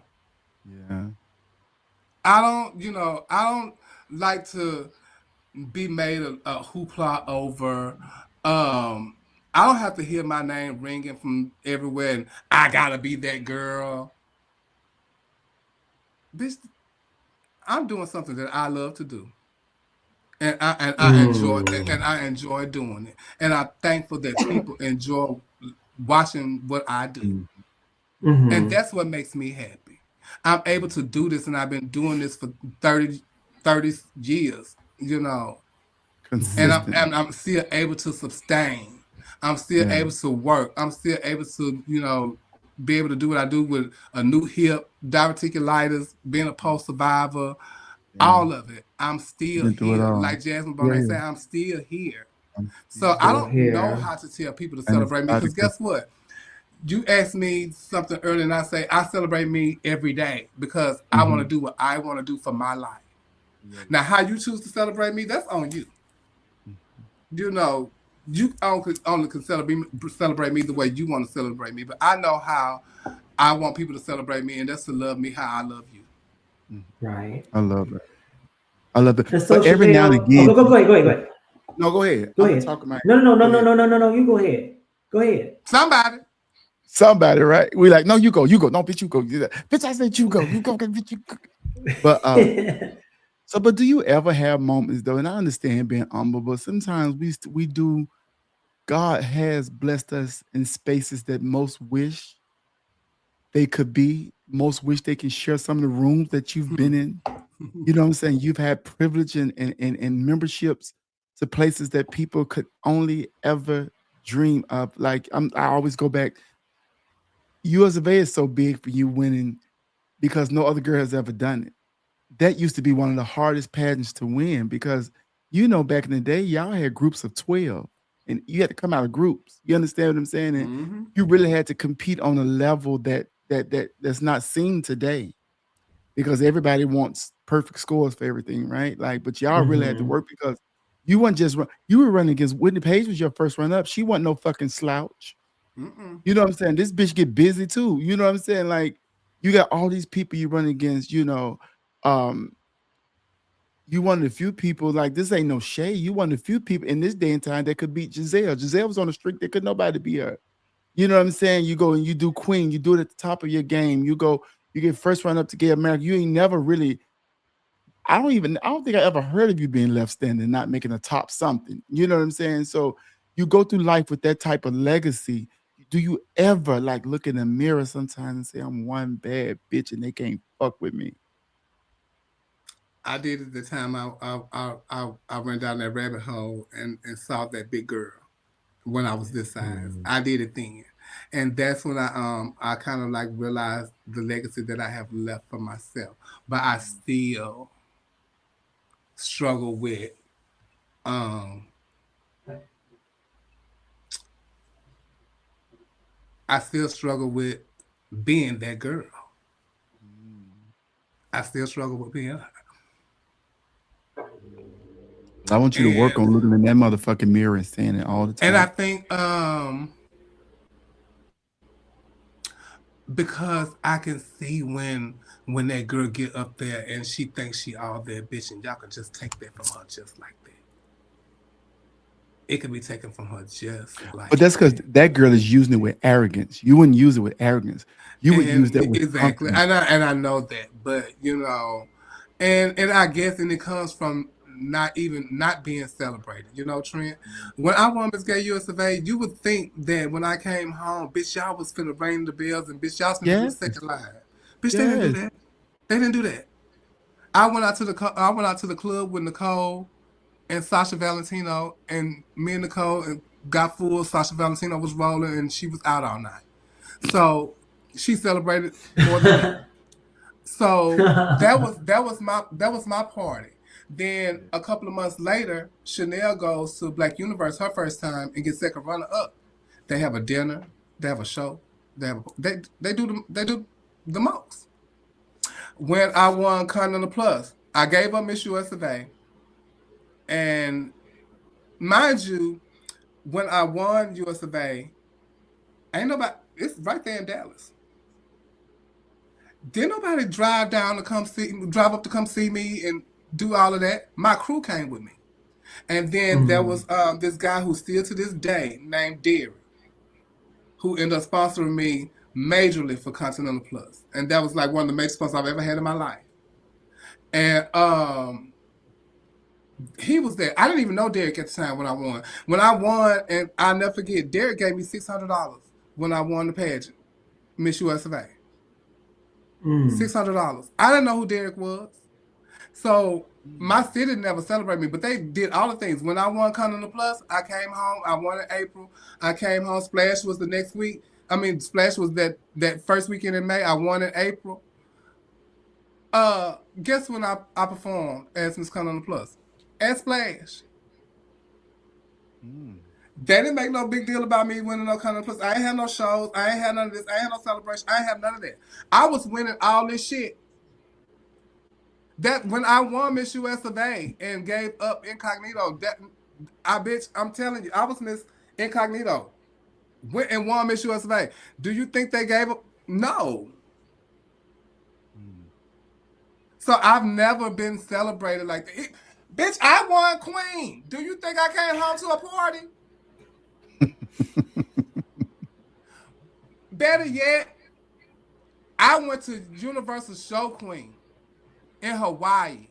Bust my motherfucking teeth out my mouth. Came back with the crown. My nephew in El Paso put up a thing to try to help me get my teeth fixed, and he put on there, I think, I don't know if it was $3,000 or whatever. Bitch, I got like $500 and some dollars. They didn't do nothing here. So I've never been celebrated for none of the pageants that I've ever won. And I done put this fucking city on the map, but I still praise Houston. I love Houston and still will fight for it all the time. So when you win Gay America, you put your own party on. You that next I ain't putting no party on. That's why yes, you that's are. why I stopped celebrating birthdays. I'm not gonna spend all my money Girl. for a bitch to come and celebrate my birthday on my dime. That's why I But take myself out of town. Well, that's how weddings are. You paying for people to come watch you say I do. You pay for all their meals and stuff. I don't want to do it no more.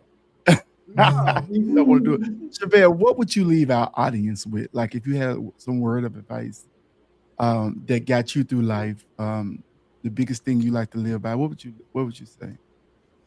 Always stay true to yourself and never shut yourself out of being truly who you are, authentically who you are. I did that and it pushed a wedge between me and my dad. Because I was trying to hide a person who I was, and for him, and it didn't work out for me that way. And so I always want to be authentically myself, and believe in yourself, because I truly believe in myself. I don't need the celebration. I believe in what my abilities, my capabilities, and anything that I do and that God let me do. And I'm thankful for all of the blessings that He have bestowed upon me. I don't take anything for granted. And I think that's, me being that way will always keep me steadfast, Yeah. And I like I say, I don't put myself on any type of pedestal, but everybody else do, and I don't ask to be up there. So y'all can take me down. Y'all can take me down. But I thank y'all for always saluting me, and the people that love me and support me and support our point of view, and Mm-hmm. what we do over there. I thank y'all so much. I thank y'all for the longevity. I thank y'all for just letting me be me. Because sometimes it's hard being this Chevelle Brooks person and have to mute what you want to say because of who you are. And, Mm-hmm. because sometimes what you can't say can, hurt someone but, that's our job over there, our point of view. And I'm not doing it to hurt nobody. We done got It's in our some job. trouble over there, girl. It's our job. But, Yeah. so stay authentically yourself and always believe in yourself. And if you're doing drag, bitch, make it a job, not a hobby. Don't play in the Don't play in my craft like profession. that. Please don't play in my Dominic, you profession. got anything before we leave? Oh, it's just been a pleasure to get, because I mean we didn't know we were going to have you over here boohooing and breaking Girl, down and stuff like that, but I think it was not our intention, but we just felt that it was just very important for people to get to know you outside of what they perceive you to be from the show, because you people do attack you for things that are said on the show, and so it was just really good for people to have the opportunity to get to really know where you come from, where you stand, and where you intend on going. I just really thank I you don't mean for nobody no harm, sharing this child. time. I love people. I love my people. And I support my people in everything they do, even when I feel like the support is not there for me. Sometimes I still support my people because I always hope the best for us. Yeah. And I want the best for our community, and I want y'all to listen and wake up. yes. Yes. Stop I being so want y'all to combative. listen Let's and listen. wake up. And know that we stand together better. We better when we stand together than apart. Yes. And we need y'all, my gay brothers, you know, Amen. my trans sisters, my gay sisters. We all need each other. My gay brothers, Where did he it's leave? his internet probably messed up, but we need to, uplift each other and stop reading each other all the time and taking each other down and all that kind of stuff like that. So speak positivity into someone's life, you know. Mm-hmm. Yeah, because that's definitely what it's about. Sometimes I think that people struggle with the community part, and sometimes it feels like we're not really. It's just in name only, but not through Yeah, action. And it's yeah. and It's it's about this it's action. through. Yeah, it is. It's, And and, and, sometimes and, it's and hard. we It's would hard to like to find see it. it. Uh huh. We Yeah, would we like to we would see it. love to see it. We would love to see it. And You know. Hey, never. Diva. I was talking about Diva earlier. Diva, I was telling them how I met you in Detroit. I had some great experience. Drag has taken me places that I would never take myself. Drag has showed me things that I would never thought that I would even be doing. Even with this flip phone stuff, being in this flip phone, my brunches or theme brunches, it's got me doing things that I never thought that I would do in my drag career. Mm, Drag has opened up so many doors for me. I have met some amazing people. I met some amazing, amazing, amazing people. I met some talented people. I Mhm. met some celebrities, and you know, drag has done a whole. Drag has kept me alive. yes. Drag has kept me alive. So they can say what they want to about drag, but drag has sustained me, and I've had an amazing career. I wouldn't change it for anything in the world. I wouldn't change Well, it let's for be anything, clear. and I don't even have to be on TV to say that because I'm happy, And there was times when people say, "Have you auditioned for Drag Race?" I have. And if y'all know that journey, it's crazy. But like, Yes. you know, sometimes you just have to say, "Child, that's not, it's not for you." You know, you don't have to do that to be who you are. And I don't. You know, I don't have to be there. I don't have to be on Drag Race to be who I am. But it's up to our community to support local drag, That's it. Yeah. so it That's can it. keep girls like me working. And see, that's the thing. Yeah. Y'all want to be these be about the social media stars and all that kind of stuff like that. It's not about them. It's not about them, because guess what? When we need to keep clubs open and raise money for healthcare and all that kind of stuff like that, they calling local girls. They're not calling Drag Race girls. They're not calling the bitches that's on these podcast, not the podcast, but these chasing this and the baddies, and Oh they're not yeah. calling them bitches. They calling us. We gotta raise the money. The bartenders ain't raising the money. The club people ain't raising, because they got to have a show. They got to give That's them it. some type of entertainment. So we are your Brandy's, Monica's, Beyonce's, and Chris Brown's. We're those people. Yes, we have, Terrence. Yes, we Yes, have we have. almost gone 4 hours. You It know, sounds like so damn well y'all ain't went through. Yeah. yes, Listen, we Chevelle, have it's been time. good. This has been really good. Like Chevelle been, Oh, Terrence, baby. be kind. Shut up, Be Terrence. kind. Support local drag. That's Oh, what you do. Support please local drag. do. Oh, Support local goodness. drag. Absolutely. Absolutely. So can you hear me? Can y'all hear me? Yes. Yes, we can hear you. So Chevelle, thank you so much for spending all of this time with us. We really, really appreciate you. Y'all Like I asked said, for it. like we said, you was the genesis of it all. You know, you started this. It gave us also a kickstart for our own platform too, because we learned it over there. Thank you for spearheading that, giving us something to do. I always praise you for that. Keep I being a appreciate phenomenal that. entertainer. I don't know nobody more booked than you are. Like I always say, that'd be for real. I ain't never seen nobody booked in my life. Do you hear me? Cell phones, camcorders, every goddamn thing. You know, you book. Keep doing a phenomenal job out here in the I community. appreciate it. What you do does not go unnoticed. And I know sometimes you don't feel celebrated, but bitch, you are an icon. Bitch, you are legendary. Bitch, you are all the things of the motherfucking things. You have won the things of the things. You perform with girls like Mimi Mark, them see you on their level because you are. You know That's what I'm right. saying? You know, because you are. And you've made histories that people can't even repeat. So I need you to always understand who you are and whose you are. It's okay sometimes to say, bitch, I'm bad. Listen, I like to be humble too, because I know God can take my hand and give me carpal tunnel or anything where I can't do makeup, but I know I'm bad. I know I get Yeah, busy with this shit because I pray to absolutely. God for something that would set me apart in my life. I dibbled and dabbled in singing a little bit. I dibbled and dabbled in playing the organ. I was never super amazing at that. But when I asked God, give me something that would Mm-hmm. take me through this life, and He gave it to me. And Hmm. just like me, He did that for you. I don't know what your prayers to Him was, but He gave you something that's consistently has your Yes, he name did. being mentioned in rooms that you're not even in, and it ain't always bad. It's people saying we need to book Chevelle. We gotta get Chevelle here. We gotta get Chevelle here. You know, you have opportunities that, like I always say, girls would pray for. I've been in rooms people would pray to be in. You know, and Yeah.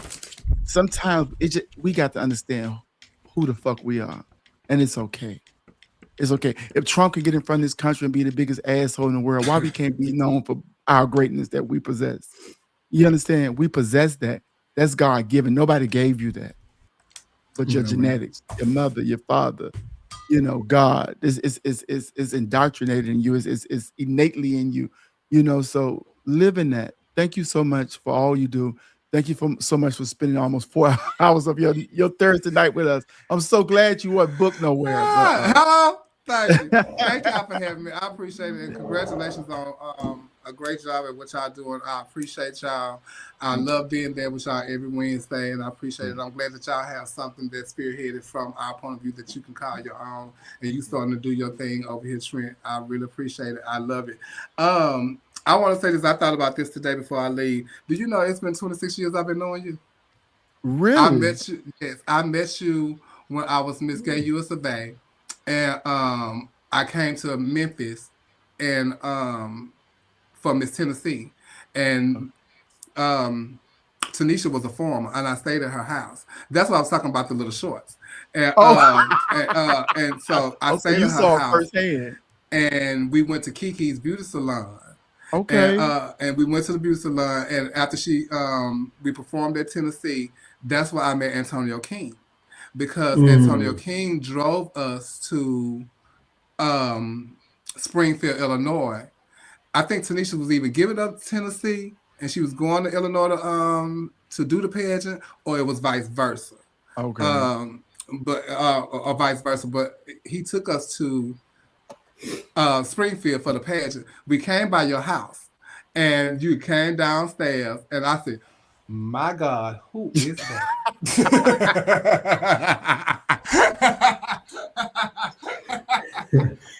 Child, that's my son Trent. Baby, that thing is beautiful. Jesus. And child, he got a son and this and that, la la la. She went to tell me everything. I said, "Oh, bitch, that is my husband, honey." And next thing I know, you was dating some drag queen, some light skinned queen. I said, "He go with the white bitch."